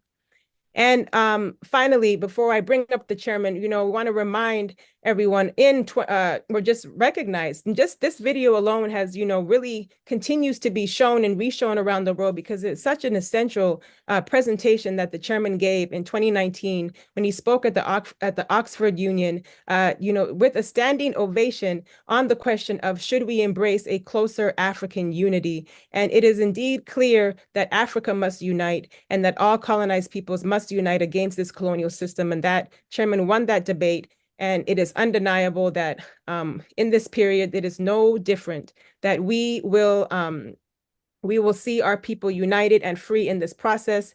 And I want to, with that, bring up the Chairman Omali Yeshitela, because he's going to help us just deepen and understand, how we can sum up this attack or this, charge that the South African government is waging against Israel, when we can see colonialism right there in its face. So Uhuru, Chairman. Uhuru. Uhuru, I see you coming on. Great. Yes. Thank you so very much, Comrade Muezi. And I want to thank Comrade Penny and all of you who are part of the Hands Off Uhuru and the incredible and formidable movement that we have developed to fight for anti-colonial free speech. And we've seen all the evidence throughout the presentations made here, just how significant that is. And we've seen all the evidence, however it's characterized that the world economy, the social fabric of the United States, the actual economic and political configuration of the world today rests upon the foundation of colonialism. And while it is not generally recognized generally recognized that this is the case at this moment, it is not recognized generally because the colonizers have done such an effective job up to now in crushing, destroying, killing, maiming, imprisoning people who were fighting against colonialism, just as they're killing and maiming the people in Palestine who are fighting against colonialism. They require us to engage in a struggle to somehow become part of them, even after they've stolen everything they've got. That's why you have such a thing as an American Indian and such a thing as a Black American or an African American. That's why you have such a thing as a Mexican American. You don't have a French American. There's no such thing as a German American, but that hyphen is actually a reflection of the fact of ownership, that we are colonized and that the entire world economy rests upon this foundation of colonialism that started some 600 years ago with Portugal's attack on Africa and the initiation of this process of stealing Black people and stealing land in Africa and other places around the world, to which we were forcibly transferred, even to this place that we call the United States now. So I want to just say some things about the significance of this meeting today, dealing with Israel being taken before the International Court of Justice. It is a profoundly significant event, and I'm hoping that as a consequence of this, we will see also why it is the United States government has attacked Africa through this assault on the African People's Socialist Party and the Uhuru movement on July 29, 2022. And they've done the same thing here as they are attempting to do with occupied Palestine that they refer to as Israel. So they kill the Palestinians and they move to destroy, if they can, they would attempt to vainly destroy the struggle for the liberation of Palestine by trying to give the impression that it's not Palestinians that they're fighting against, it's just Hamas. It's just this particular organization. So they've killed up to 30,000 people, 2/3 of whom are women and children, but it's just Hamas that they're trying to kill. In this instance, they attacked the African People's Socialist Party and the Uhuru movement on July 29th. And this is the part of the thing that they're doing to try to obscure the fact that it's Africa that they're assaulting, because the African People's Socialist Party has been fighting since the attack on the African Liberation Movement that overthrew Nkrumah, that killed Lumumba, that killed people like Che in Bolivia, who was struggling for as a part of this whole overall revolutionary movement that we were involved in, that killed people all around the world, Africans who were struggling for our freedom. So it's not Africa that they're fighting against. It's the African People's Socialist Party. It's Omali, Yeshitela. It's the Uhuru 3. It's not Africa. And this is what they've done to try to isolate and neutralize the struggle for liberation of Africa and African people, which is why we say right now, hands off Uhuru, hands off Africa. It is how we have come to understand the fact that right now the military face of the United States government is Black. It is Black with Lord Austin, who has been put in charge of the Pentagon. It is Black with this person who is the first four-star general in the 246-year history of the NAACP, of the Marine Corps, and they have put him in charge of what they call AFRICOM, the Africa Command, that the responsibility of controlling Africa, of African people in Africa, and for fighting any other force that attempts to intervene on what they characterize as their property, their land, their resources in the continent of Africa. Which is why for the first time they've made an Air Force, Black Air Force general head of this entity. That's the chief of staff of the entire military apparatus. It's Black. It's a colonial apparatus. It's the war that's being made against colonized people, against Africans and elsewhere with blackface. So I just want to say some things about that. Now, the African People's Socialist Party, as you can see from this meeting, is not simply a protest movement. We do protest. We protest every injustice that we can see. We protest the murder, the attack on the people of Palestine. Have been doing this since our inception. We protest of what happens with the indigenous people. We were in places like Big Mountain, where the U.S. government, the federal government, was preparing to attack the Diné or Navajo people because they had discovered uranium there. We were there and supporting the struggle to free Leonard, Peltier, and AIM. And in fact, the organization that we've created in terms of the tribunal for reparations against to African people in this country, one of them actually had as one of the judges a member of the American Indian movement who participated with us. So we've been there in the struggle against colonialism. And this is really important because we were supposed to be dead. As Comrade Ward Churchill said, we are still here. The struggle against colonialism is supposed to be dead. We're supposed to be trying to integrate into the America. And all the good white people who love us don't understand what the hell are we talking about. Of course, we are supposed to be trying to integrate into America, become one of America. And this is the same thing with Palestinian people who they will say things like send food and stop and cease fire, etc., but they won't say from the river to the sea, Palestine must be free. The majority of them won't. They will not unite with that. So I just want to say a few things quickly, if I can, around this question and why this thing that they're doing now that is so important around this international court of justice. So this event that's celebrating the fact that the government of South Africa has taken the illegitimate white nationalist state of Israel before the International Court of Justice for violation of the 1948 United Nations Convention on the Prevention and Punishment of the Crime of Genocide is actually an acknowledgement of the colonial status of the Palestinian people. That is the basis of the struggle that the settler colonial state of Israel is viciously and vainly attempting to extinguish. The fact is that South Africa has taken Israel before the World Court because the colonial status of the Palestinian people denies them the legal right to speak for themselves in this venue. This helps to reinforce, should help to reinforce recognition that the enslaved and colonized have no rights. Something made clear more than 100 years ago in 1857 by the US Supreme Court Chief Justice, when speaking of Africans colonized within current borders of the United States, with the Supreme Court ruling that Black people had no rights that whites had to respect. This was the Supreme Court ruling. That we salute the fact that South Africa has brought the state of Israel before the World Court. But we recognize that it has been only recently that African people in South Africa had the benefit of rights that allow Black people de jure citizenship to speak for that government.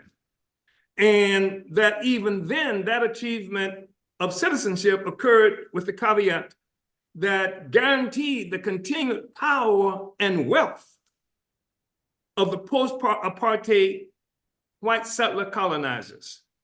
Otherwise, the African people of South Africa would more than likely, our people would more than likely have charged the white settlers of that territory with genocide perpetrated by white settlers during the period when the settler colonial state was characterized as apartheid. This is what makes the attack by the United States government on me, the Uhuru 3, and the African People's Socialist Party on July 29, 2022, and our subsequent indictments with threats of 15-year prison sentences so instructive. The fact is that African people within current US borders still do not have rights that white people have to respect, and that we are also colonized domestically within a settler colony that has left the indigenous population barely existing within concentration camps euphemistically referred to as Indian reservations, or detained as illegal aliens, arrested and housed in cages at settler-created borders on their own land. This is why Leonard Peltier, a proud indigenous man, has been imprisoned by the United States for more than 50 years, since a 1975 US government military attack on Pine Ridge Reservation, which is a US version of Gaza. More than 40 years ago, in 1982, I organized the first World Tribunal on Reparations for African people within the United States.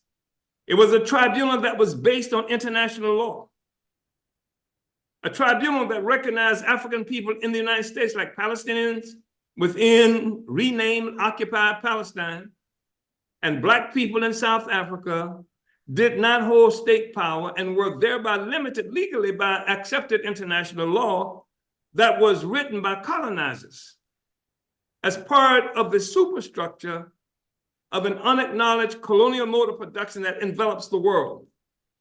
Nevertheless, our tribunal was based on international law as it was shakily developing with the temporary upsurge of anti-colonial struggles that resulted in recently colonized Africans and others being allowed into the hallowed halls of the institution of the United Nations that was initially created as a forum for colonizers to peacefully arbitrate their differences over control of the colonized of the world. Our World Tribunal on Reparations for Africans in the United States had an international panel of jurors that included colonized Africans from South Africa, Congo, Senegal, and France. Subsequent tribunals would also feature jurors from the indigenous population of the United States. The fundamental legal question we are confronted with regarding the authority, this is the opening statement, part of an excerpt from the opening statement at that tribunal in 1982, where the United States was put on trial for genocide against African people. And this is important too, because as you know, people who are here, people who are part of the Hands Off Uhuru, Hands Off Africa movement, the United States government said it was something like 2014 or 2017 or something to that effect, that the Russians paid us to say that the United States was involved in committing genocide against African people. This is 1982, where we had put the United States government on trial for genocide against African people. And here's a part of the opening statement. The fundamental legal questions we are confronted with regarding the authority of this World Tribunal are tied to the question of state power. We are not aware of a historical precedent where those who do not possess state power have been able to make a legal judgment against oppressors who do hold state power, which has been accepted by the world community. Sisters and brothers, Africans and peoples of the world, never before has the United States of North America been brought before a world court to answer for its crimes against our people. On those occasions where it was attempted at the United Nations, we were confronted with the obstacle of these requirements. One, the necessity to possess state power, or two, the agreement of the US government to allow such charges to be brought against it, or three, the willingness of some other member state of the United Nations to act on our behalf. Being unable to meet any of these procedural requirements, the oppressed African population has been relegated to the authority of the United States government, and crimes by it been relegated to the authority of the United States government, and crimes by it which have become legendary in notoriety and proportion. And I want to say that seeing what the South African government has done now, going before the International Court of Justice for Palestinians, it makes us suspect that the United States government must have thought that we had some possibility today, based on the struggles that it's involved in with Russia, China, Iran, and other peoples around the world, that somebody would go to the United Nations and charge the United States with genocide against African people. And hence they would say that the Russians paid us to do this, which is a ridiculous charge because we've been making this fight.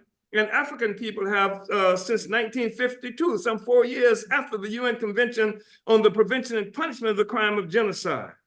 So sisters and brothers, Africans and peoples of the world, this matter of state power demands a precedent in international law. We must establish this precedent with these proceedings at this World Tribunal on reparations for Black people in the United States. To do otherwise makes a mockery of international law and its intent, for it may very well be that the crime being protested is the actual denial of self-determination and state power, such as we contend is the case with the oppressed, domestically colonized African population in the US, such as what is the reality with the people of Palestine today, that the Israeli state, this international, this infamous, this white nationalist entity has denied the Palestinian people the right to have state power, to control over their own lives.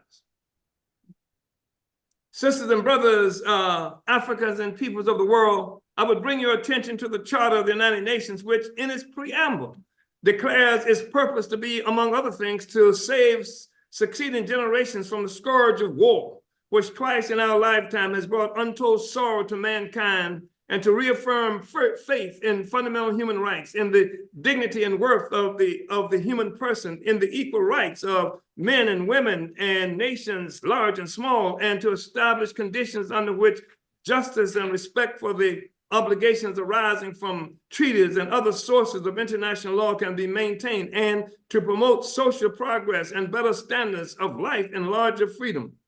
This is incredible. I mean, you think we're talking about African people, but we're talking also, look at the indigenous people. Look at Leonard, how many treaties have been created by the United States, and after they stole the land and imposed a settler colony on the people and then locked us into a domestic colony right here.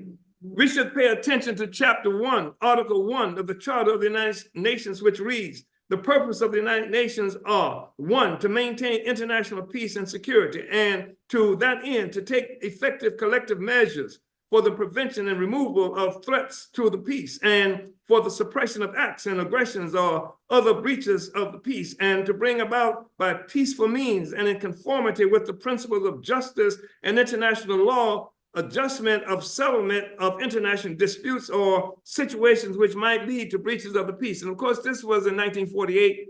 And this was colonizers themselves creating this forum for disputes among themselves over who was going to take what part of Africa and the rest of the world. This is what this was created for. Yeah.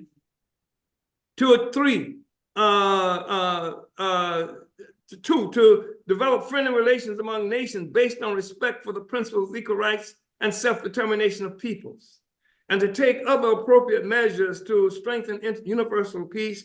3, to achieve international cooperation in solving international problems of an economic, social, cultural, or humanitarian character, and in promoting and encouraging respect for human rights and for fundamental freedoms of all without distinction as to race, sex, language, and religion, and 4, to be a center for harmonizing the actions of nations and the attainment of these common ends. Mm-hmm.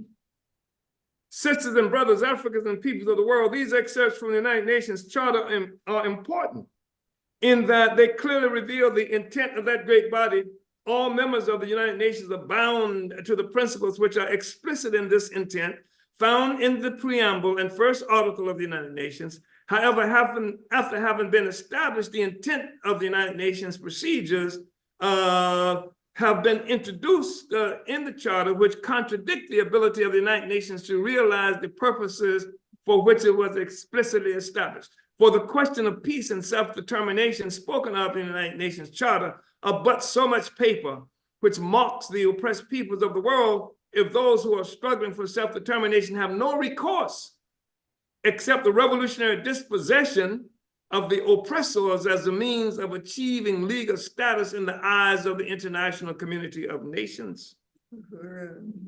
Finally, as regards this matter of the intent of the United Nations, it is our contention that implicit in its founding and in its preamble are clear indications that the United Nations was founded as a part of a means of challenging the ability of those holding state power to make prey of the oppressed and powerless who do not have possession of state power.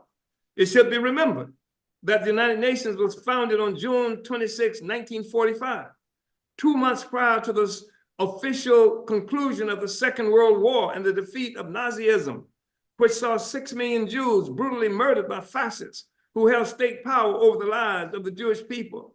This fact, along with the preamble to the United Nations Charter, as well as the references made in respect for human rights and freedoms for all without regard for race, religion, and language, references made near the conclusion of a war which achieved much of its renown because of the genocide against the Jewish people, must necessarily be considered while addressing the question of the rights of the powerless to conduct these proceedings today. Sisters and brothers, Africans and peoples of the world, the German Nazis were able to murder 6 million Jews who were not in possession of state power. This notwithstanding the fact that the Jewish people made constant pleas to the international community, as have we Africans here in the United States and elsewhere. It was only subsequent to the defeat of Germany that the Nuremberg trials were held, which resulted in the trials of some of the Nazi perpetrators of the genocide of the Jewish people. While the Nuremberg trials may have given some satisfaction to the living, there was nothing it could do for the 6 million dead. We should also mention that the establishment of the Nuremberg trial after the defeat of Germany to try Nazis for war crimes committed prior to the establishment of the United Nations and the World Court presupposes a belief in the existence of international law which does not receive its legitimacy from official pacts between consenting states, which is one of the things that we are contending with and which the Palestinian people have to contend with. The importance of the question is to be seen today in the peace-shattering dispossession of the Palestinian people. This was in 1982 that this is being said, that the importance of the question is to be seen today in the peace-shattering dispossession of the Palestinian people and the constant aggression against the Arab peoples in the Middle East by the illegitimate state of Israel, which was established in bloodshed, using as an excuse the inability of the international community to address the needs of the Jewish people when they did not possess state power. And what about the dispossessed Palestinian people? In the absence of the possession of state power, aren't they compelled to utilize armed struggle to realize their just aims? Is this the world peace spoken of so hopefully in the United Nations Charter? This World Tribunal must give a resounding no to the answer to this last question. The World Tribunal, this World Tribunal, the people present and our international observers must affirm the authority and legality of these proceedings, that's the proceedings that we have initiated. Otherwise, there will be no peace on the face of this earth, for the oppressed and colonized African people of this country has demonstrated over and over again that we will fight for our freedom. Indeed, U.S. prisons are filled with the sons and daughters of our struggle for freedom. This World Tribunal must affirm the legality of these proceedings in order to validate within the international community those whose love of freedom is so great that they would put their lives and limited liberty on the line in its pursuit and defense. Sisters and brothers, Africans and peoples of the world, to do less than this, to withhold the rights to justice to the powerless, to those whose greatest victimization has been the forced theft of liberty, of self-determination, of state power, is to give countenance to international piracy and brigandage, to withhold the right to justice and international legality to the powerless, oppressed African people in the United States, would be to validate the most cynical concept that might makes right. It will give credence and validity to the awful concept of the right of the powerful to make and enforce international law. Such law as that is no law at all. It is accepted tyranny. Therefore, this world tribunal must determine whether international morality might prevail in the interest of the powerless. This tribunal will determine whether, even in the absence of state power, the rights of the oppressed will be recognized as rights which may be respected in the form of applied international law, whether they may be respected in the form of an international trial of an oppressor state power. In order for international law to operate effectively, it must be law which is respected by the international community as a body of jurisprudence. This World Tribunal is well aware that when much of the law that today is respected as international law was recognized, the vast majority of the world's population was under some kind of colonial bondage. Of the more than 150 recognized existing nations today in 1982, there were only 55 member nations of the United States upon its founding. Some 75% of the others recognized nations existed under a state of colonialism. This means that some 75% of the world's population had nothing to say concerning the development of this international law. Clearly, this state of affairs could not promote a respect for international law which was determined and interpreted by those who held state power. This World Tribunal must establish respect for international law by contributing to its further development. It must do this by establishing the precedent which gives legal sanction for these proceedings. In the first place, it will be done by the active participation of this international panel, who, with your findings, will validate these proceedings. Secondly, the legality of these proceedings will be established depending upon the seriousness with which we all treat the findings of this World Tribunal subsequent to its completion. This World Tribunal will adhere to general international law in making its determination. We will utilize the definition of international law as that provided in Article 38 of the Statute of the International Court of Justice. And then we will say that having made your ruling, this panel will be asked to make rulings, and having made your rulings on the law, the international panel of jurors would then be asked to mark yes or no on the ballot to determine and ruminate. This ballot will require a ruling on the following question. 1, are African people in the United States due reparations from the United States government? 2, should imprisoned Black revolutionaries be granted political prisoner and prisoner of war status based on your understanding of international law? 3, does the U.S. treatment of Africans in the U.S. represent a serious enough breach of the United Nations Charter to justify eviction of the United States from the United Nations? 4, should there be created an international body to permanently monitor U.S. treatment of African people in the United States? Affirmative action answers in this area will serve to give international sanction to the struggles of Black people to pursue these aims, some of which are embedded in the tradition of our struggle for freedom and self-determination. We are clear that the result of South Africa's taking Israel to the International Court of Justice will not result in some United Nations military intervention to liberate the Palestinian people. We recognize the agency of the Palestinian people as it is being demonstrated in occupied Palestine at this very moment, especially in Gaza. Nor did we, the African People's Socialist Party and the Uhuru movement, expect our 1982 World Tribunal to result in African liberation by some forces other than by African people ourselves. What we did expect, as do the Palestinian people through this South African initiative on their behalf, is the political victory that destroys the moral armor provided to the United States and Israel through their manufactured claim to represent the highest standards of democracy in a sea of autocratic sharks greedily devouring all the principles of decency and rule of law. This is what all the colonial powers dread from the state of Israel being brought before the International Court of Justice. The fact that Israel must now stand naked before the world, before the court of international public opinion that cannot but find this illegitimate affront to life and dignity guilty, guilty, guilty. This is what the United States government dreads from our party and movement that would have us steal more than 130,000 signatures from people who unite with our current efforts to petition the United Nations to accept our charge of genocide by the United States against Africans in the United States. This is why you are here today. This is why we are here, not just as protesters, not just as people who abhor what is happening to the Palestinian people as we do.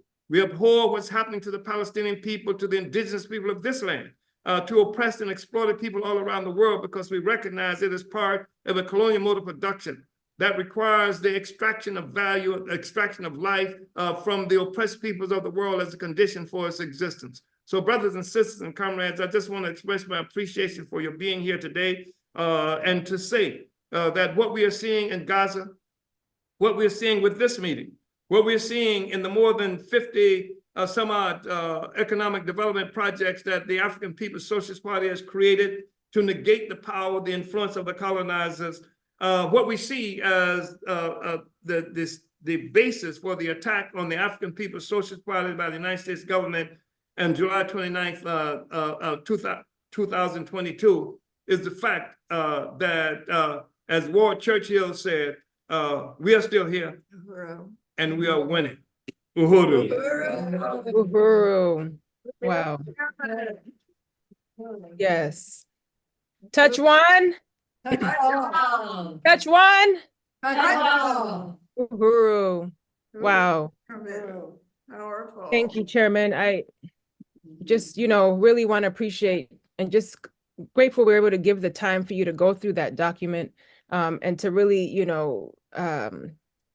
begin to lay the evidence, right? And the evidence is clear, and the people, I think just one of the things that I just want to really appreciate, Chairman, that you started off with was, this denying the legal right to speak for ourselves and just bringing this under the context of the struggle for power. And it's not even enough to just be able to speak for ourselves, that we don't have the power to be able to actually, overturn those conditions, because we are materialists, and it's not good enough just to be able to say it's wrong. We want it gone. We want to eliminate it. And your analysis and leadership in this period, Chairman, is just very profound. And as is the struggle, the anti-colonial struggle, wherever it exists on this planet right now. And I just really want to salute this meeting, and we still have more guests to come and to join us. But I did want to again just really want to salute the chairman's overview, and we'll continue to, break this down. But I also wanted to thank those again who, as we said, this is a struggle and a fight back to be able to, when we have our day in court, comrades, we will put the state on trial. And part of this fight back is to build the legal fund for the Hands Off Uhuru fight back, for the Hands Off Uhuru fight back. So I do want to say that we are coming up close to our goal. We only have I think it's like $45 left to just get us over the hump, and even right there, comrades, because we might have to skip right through our appeal. So why don't you save us the time and just, go to handsoffuhuru.org/donate. 5 people or, a few of us, I'm going to actually go ahead and put in, $5, whoever wants to match me another $5. Let's get 9 of us to put $5 together to make us over that hump to reach our $750 donation goal for today. And I also want to thank Maureen, Ruby, Aronde, and MQ, who have also donated in the process of getting us to our goal on today. And we'll make sure that we thank you, comrades, and your amounts as well before today's program is over. So I do want to turn it over to my co-MC and comrade and one of the Uhuru 3, Penny Hess. Go ahead, comrade. I think we're going to bring up our next speaker. Uhuru, thank you, Chairman Wazy. And I just want to say that I also want to put in $50 today. And want us to let's try to get to $1,000. Let's do it. And I just want to say before I introduce the next comrade here, Chairman, I do remember that presentation because I had the honor of being at the first tribunal on reparations to African people in Brooklyn, New York, and you were the people's advocate.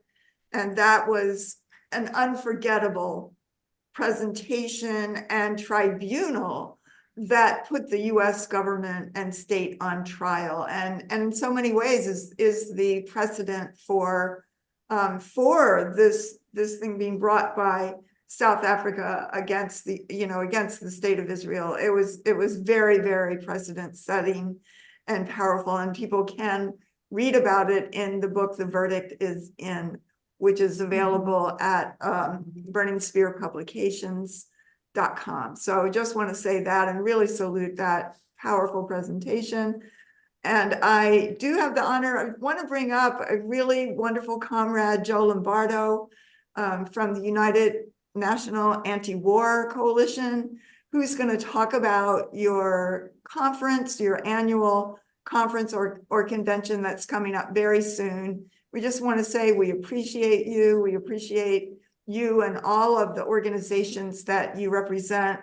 And, you know, and just that you help to build, I know the Black People's March, support for the Black People's March on Washington on November 4th. And just really want to bring you up. If you want to come on camera, Comrade Joe. Hopefully you can hear me. Yes, Uhuru. I can. Hello, everybody. I'm talking to you actually from Europe. It's very late for me, so I'll probably log off after this. But I want to, I'm not normally in Europe. I live in upstate New York, but I'm really glad I stayed for the, to hear everybody else. It was tremendously educational for me. Always hearing Chairman Omali is education for me, but I've heard some other voices that were great.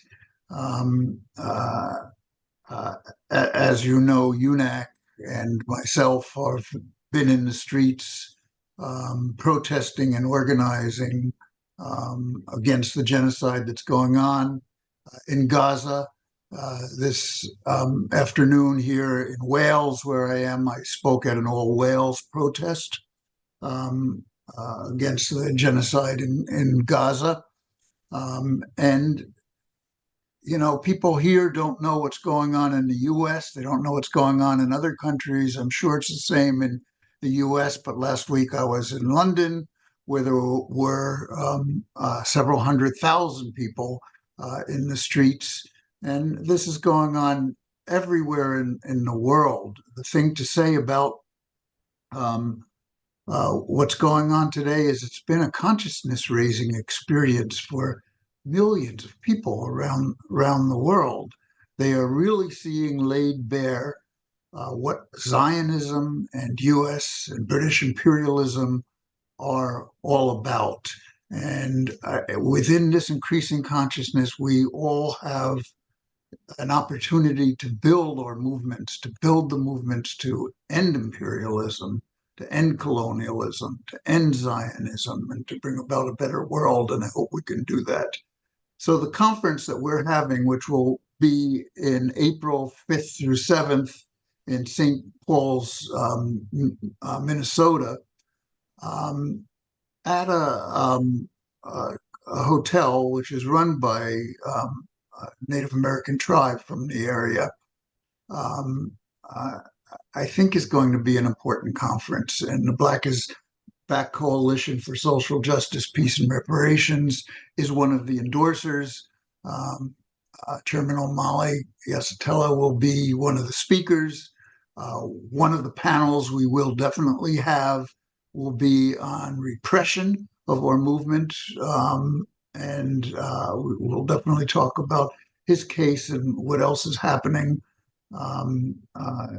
around the world right now in terms of repression of our movements, censorship of our movements, and so forth. The title of the conference is going to be Decolonization and the Fight Against Imperialism. And part of the purpose is, you know, with this rising consciousness and the protest movement that we're seeing in the streets at a level that perhaps we haven't seen before in my lifetime. And I was one of the central organizers of the movement against the Vietnam War. And giving up my age here, but it's, you know, I've been around for a while. And where we did bring millions of people out into the streets, there's something different about this movement. And there's a different understanding of really what it's about. It's not just about peace or not just about ceasefire. There's a real understanding which is starting to happen in people's consciousness. And this may give us the ability to build the kind of movement that can make the kinds of changes that we need in this world. And so the conference hopes to bring, we hope it to be a conference of the whole movement. We hope it will bring people together where we can do an analysis of what's going on today. and what we need to do as our next steps, and we can build that movement. So I want to urge all of you to come and join with us in organizing the conference, coming to the conference, speaking at the conference, bringing your understanding to others, and let you know that everybody is most welcome. You can find out information about it in different places. We have now a conference website, but it's not totally complete. So the best place would be to go is to the UNAC website, which is unacpeace.org, and you'll find out information, how to register, how to get rooms at the hotel, and some of the groups that are now participating and endorsing the conference. So I'm glad to be here tonight. I hope to see you all in April, and I hope to see you many times before and after. Thanks. Uhuru, thank you. Joe Lombardo, UNAC, and I believe somebody has put in the chat where to, or maybe you could, Joe, just make sure. I can do that. Yeah, the link. I appreciate that. And Uhuru. Yeah, I just thank you so much, Comrade Joe Lombardo of UNAC, and just for putting that out. And I do want to just really, reiterate, what we are noticing, and what in terms of how the character of this movement requires, us to be able to really develop a process that is going to win this time, and we have to continue to build. And I just want to salute UNAC and you, Joe Lombardo, for being there at the founding of even the Hands Off Uhuru Fightback Coalition, which is continuing to help us really deepen this fight back on all levels. And so we look forward to that conference. Please also, you said April 5th and the 7th. Please make sure that we can also remember those dates, or if you can as well, comrade. So thank you. And yeah, we are moving on in this program, and I think I saw some more donations coming in, which I know we're moving to the appeal, Comrade Penny. And I did want to, I think we also bring up Comrade Lisa Davis, who might be joining us as well. But anything you wanted to add as we are just kind of coming towards the discussion section of our program? Well, I just think that I think we're over our goal. I have Comrade Howard here to tell us. Well, we've raised 835 so far. 835. And to the new goal that I heard it raised to 1,000, that we have 165 remaining. So we just need 165 remaining, and including.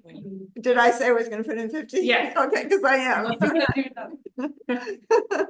But we just have 135 to go, and I know we can do that. And I just want to, I think that I know we're late, we're over time. I just want to salute Comrade Lisa Davis of the Black is Back Coalition. It's always so powerful to see you and have you with us. I think we're at our goal, so I think we're going to kind of go right to discussion, and really want to appreciate everyone who has been on. And Lisa, can you be part of just talking, just getting people on the discussion here? Just stay on camera a little bit. Oh, definitely. And I just want to just say just a couple of things, if I may, real quickly, because the support of everyone is so important to us, and it is so appreciated. And you should just know that the money that you have been donating, it goes toward helping to mount a tremendous legal offense, not just about defending the Uhuru 3 and these horrible attacks, but also mounting a defense to put the FBI and the state on trial. You should just know that. And also, I'm sure many of you did not know by now, we're going into the second year of having these horrific attacks and these charges hanging over us, but the Uhuru movement did not stop. We were constantly in motion before under the leadership of the African People's Socialist Party, but we did not retreat at all.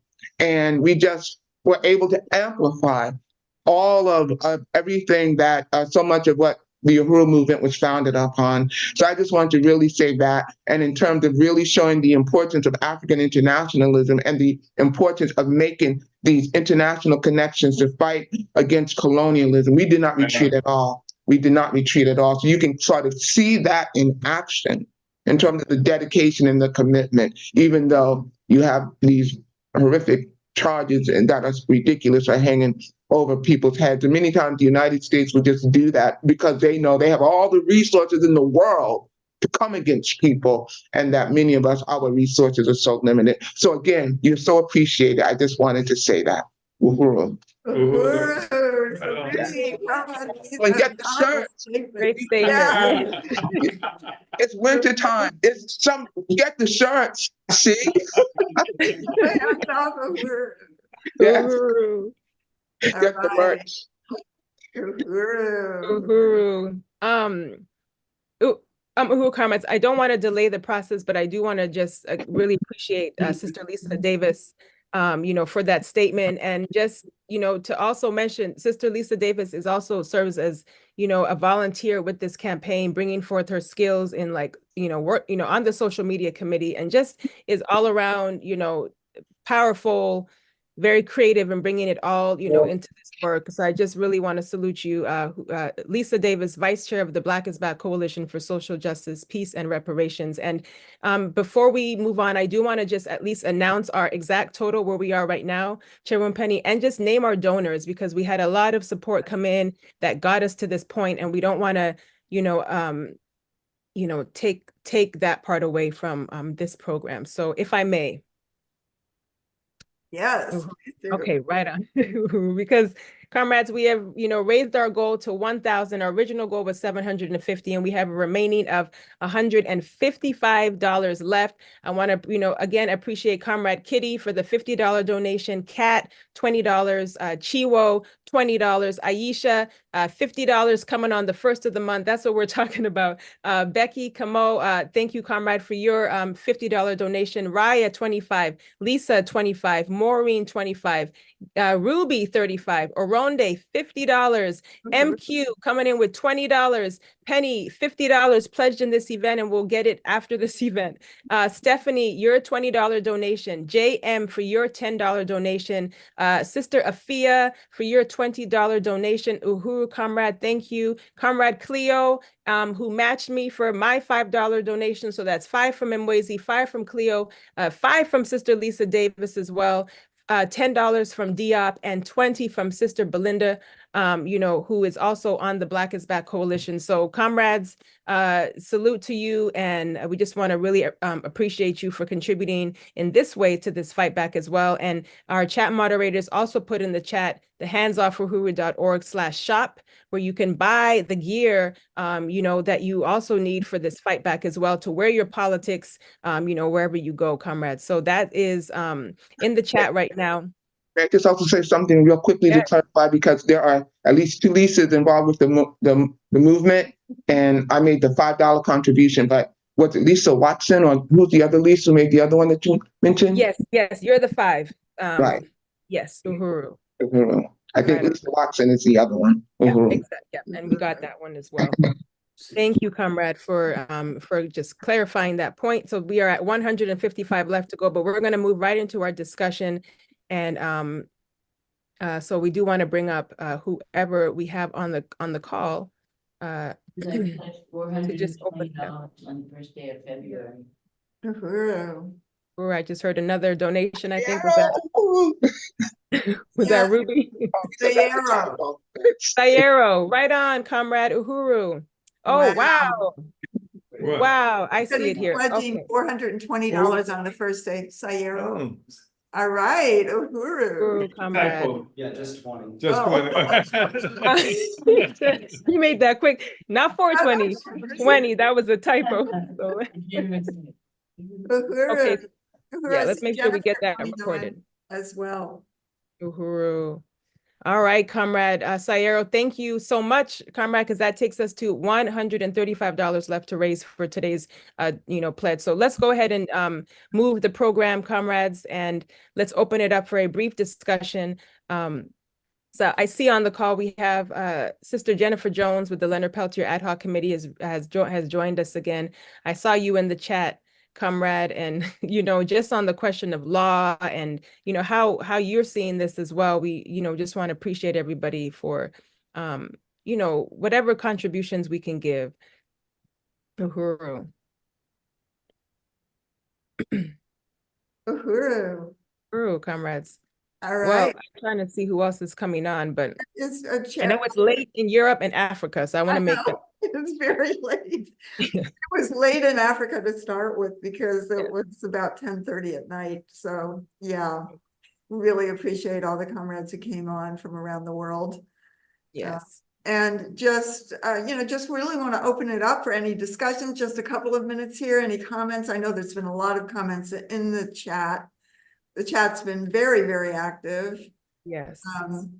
And if there's anybody that wants to come on and just make any comments, please feel free to do that. This has been a powerful program today. Yes, it has. And, as we're, and we don't have to belabor this process because we have summed it up, and we want to continue to sum it up in this, in this process of, building the anti-colonial free speech movement. But I do want to, really appreciate the opportunity for, as we're saying, to be able to really take an intentional and conscious approach to what colonialism means and an anti-colonial struggle means in practice. And I'm really excited, comrade, about the formation of the coalition, this conference that was just, referenced by Comrade Joe, the work that's been happening in the areas around, Leonard Peltier, and we see, the growing resistance around, in solidarity for Cuba, this charge with the United States for genocide. Like, we have to be able to say, what does colonialism look like in, where you live? And we can name it. We can, continue to help the people understand that this is not an abstract thing. You can see colonialism and variations in its expressions in, everywhere we look. And so this is what's really exciting, because we know the way forward. The way forward is to kill the parasite. It is a parasitic relationship that has been formed with the colonized and the colonizer, and the colonizer cannot exist without without the host, which is the colonized. And so we are resisting that with all the strength and power that we have. And in that process, we are in the process of building what a free, independent world can look like for African and all, colonized and indigenous people on their own land, wherever they are. And that goes for the Philippines, that goes for wherever we are. And so, comrades, I just want to say I'm very excited about how we'll continue to take on this fight back and build this tour that we are building around taking this out in the world, whether it's on Zoom or it's in your city, in your location. So build hands-off Uhuru campaigns, committees. Let's continue to take this out there where we can. Uhuru, comrade. Uhuru, I see Lisa, and then we have a couple of comments that I wanted to read. Great. Right on. Let's go. Uhuru, comrade. Uhuru, I just want to say I'm so appreciative of this webinar. And I mean, I just learned so many things. And of course, I come away sometimes with more questions and hope for more discussion. One of the things that I found really profound is hearing the comments from our comrades in South Africa, occupied Azania, Brother Tafari, because I'm so proud and appreciative of the move that the South African government took, but I'm also aware that there's so many contradictions internally, in South Africa. And so I just appreciated hearing those comments. And I mean, I know the Uhuru movement has been talking about this, but it might even be great to just have a webinar, more discussion around that, because sometimes people will think that, oh, everything is just peachy keen then because of this tremendous move that the government of South Africa took. But we also have to be mindful that there's so many layers and complexities to so many things, and we can't turn our eyes on any of it. So I just wanted to say I really appreciated that. And also I just wanted to add one other thing. I've been trying to get more information on this particular comrade, but Marshariki Jawanzi, Queen Mother Marshariki Jawanzi, also transitioned, and she's within Cobra. And I know that in Cobra also, showed tremendous support. So I just wanted to just give a shout out there too in recognition, because I know they also showed such tremendous support. And I've been trying to get more information about that specifically. But I know that we are appreciative of everybody who's contributed in any way to our struggle. So I just wanted to say that real quickly. Yes, long live. And thank you, comrade, Sister Lisa, for continuing to, put forth those who are on the front lines of this struggle and have been, helping to wage this struggle. And so yes, salute to the comrades at Cobra as well. And I just want to appreciate you, comrade, for being a part of this fight back. It's not an insignificant, there's no great way to say it, but it's great to be alongside with you in this struggle as well. And I see some comments. Are those the questions that are also in the Zoom? Yes, a couple of comments, and then I know that we're really running late and we have to close this amazing event out, but from Edith Gillis, I think it's saying building the anti-colonial free speech self-determination movement. Let's also unite with resist US-led wars. And it has a link there to an anti-war movement. So just salute that. And Peter Endicott, to everyone, said, is there a way to get the merch or copies of the Burning Spear in Canada? The answer is yes, there is. And you can still go to the burningspear.com.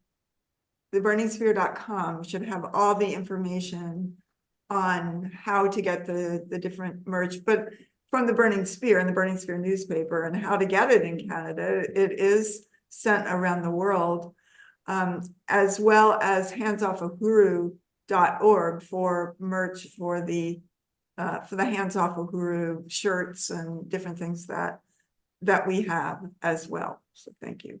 Uhuru. Yes, and you can, we can make sure that information is in the chat, handsoffuhuru.org/shop, and also the burningspear.store, where you can also get more information too about other items from the, other propaganda and, information that you will need to help deepen your understanding. And I did want to mention there is one question, Penny, I did not want to miss. It's in the Q&A on Zoom, so we don't want to miss that one. This one says, do Africans in America have the ability to file charges of genocide against the US government through the UN? And this question came from Gregory Jones. I know the chairman, really, has kind of summed this up in the sense that we understand what we are lacking is, state power. And though that this, so I just wanted to say, if the chairman is there and he didn't want to respond, we can do that. But I also want to direct comrades to the Burning Spear, YouTube, and to even take if you have not already, look at the tribunal, as an example of this is how we can continue to build state power. And we do have the ability to file charges, but do we have the ability to actually hold the state power that we are seeking? And we understand that we are struggling for that. But the work also of this campaign, I did want to just say lastly, if there's anybody who is interested in volunteering, because this campaign has, and has been working with the United Nations, with the Emler Commission on the question of genocide and, police repression in the African community and throughout the world. And so I do want to say that this is some work that this campaign has been taking on, going to the UN, and Sister Lisa Davis was also a part of that process as well. So, bring this. Yes, thank you, comrades. It's in the chat. Bring your skills, bring your ideas into this fight back. Go to our website, sign up to volunteer, and we'll reach out to you for an orientation to bring you into this process. So thank you, Gregory, for your question. And I think we have to cut it there for questions for now and maybe save the next ones that I see coming in for the next time, Penny. I unfortunately, we do. There's a lot of really important things and discussions we would be able to have, but we will have another program on, we do have our announcements, and our next event, Hands Off Uhuru Fightback Coalition meeting, will be February 13th, and we'll be getting the word out on that. And there's a number of other things, including the event that Paulette has discussed in San Francisco for Leonard Peltier on February 6th. Just want to thank Robert Gallup for contributing $50. Uhuru, Robert. We're at 1,000. And we're at 1,030. I think that's Hey, Uhuru. okay. Really, just quickly want to thank Sayero for 20, Peter for 20, Communist Party of Canada for 20, MQ again, and really, MQ, we love you. You are such a great Yes. supporter. 20, Fofi 35, Jennifer 20, and Robert 50. And we're at 1,030. Yeah. Wow. Right. Uhuru. This goes to the unending legal expenses for this, but we are winning. Yes, and we will, this is all going into the into the hands, of the people. We know how to use just even a little to make it go a long way, comrade. So let's really take this on. Thank you, Comrade Penny, for going through those donations. And thank you for everyone who has donated to help us tip the scales once again. And we're going to, in this moment, take us through our announcements. And part of what we are reminding everybody to do is, again, be involved, get involved, join an organization. We have to get off the sidelines and we have to, just get involved and be on the ground with the people. And so we want to remind everybody that handsoffuhuru.org is your main place to get all the information that you'll need about this fight back, about this campaign. Go to the website. You can sign the emergency pledge. Many of you have been doing that. This will give you information immediately if the colonial state lays a finger on the Uhuru 3. Sign up for email updates and bring your skills. As we say, part of this fight back is we are looking for people who can help with building our events, public relations, chat moderators, fundraising, outreach, legal support as a law student or however you come. We want you to be a part of this fight back so we can, taste the victory together, comrades. And the Hands Off Uhuru Fight Back Coalition, again, you can find out more by going to handsoffuhuru.org/coalition. If you are an organization or an individual and you want to be a part of this, you want to be able to, share our events and our ideas to help reach throughout the globe, join this coalition. You can read our demands to learn more about us. And on Wednesday, January 31st at 6:30 p.m. Central Time, that's 5:30 Mountain Standard Time and 7:30 Eastern Time, join the African People's Solidarity Committee, a special event titled How the White Left Betrays the Black Revolution and the Way Forward for Genuine White Solidarity with Black Power. In this event, you will learn how the white left has consistently betrayed the Black freedom struggle from the time of the Marcus Garvey movement in the 1920s and to the Black Power movement in the 1960s and up to the present day. Despite this reality, there is a way for white people to work in principled solidarity with the movement for Black liberation. This event is on Zoom and in person at the St. Louis Uhuru Solidarity Center, and you can reserve your spot to participate virtually or in person by going to tinyurl.com/white-left-betrayal.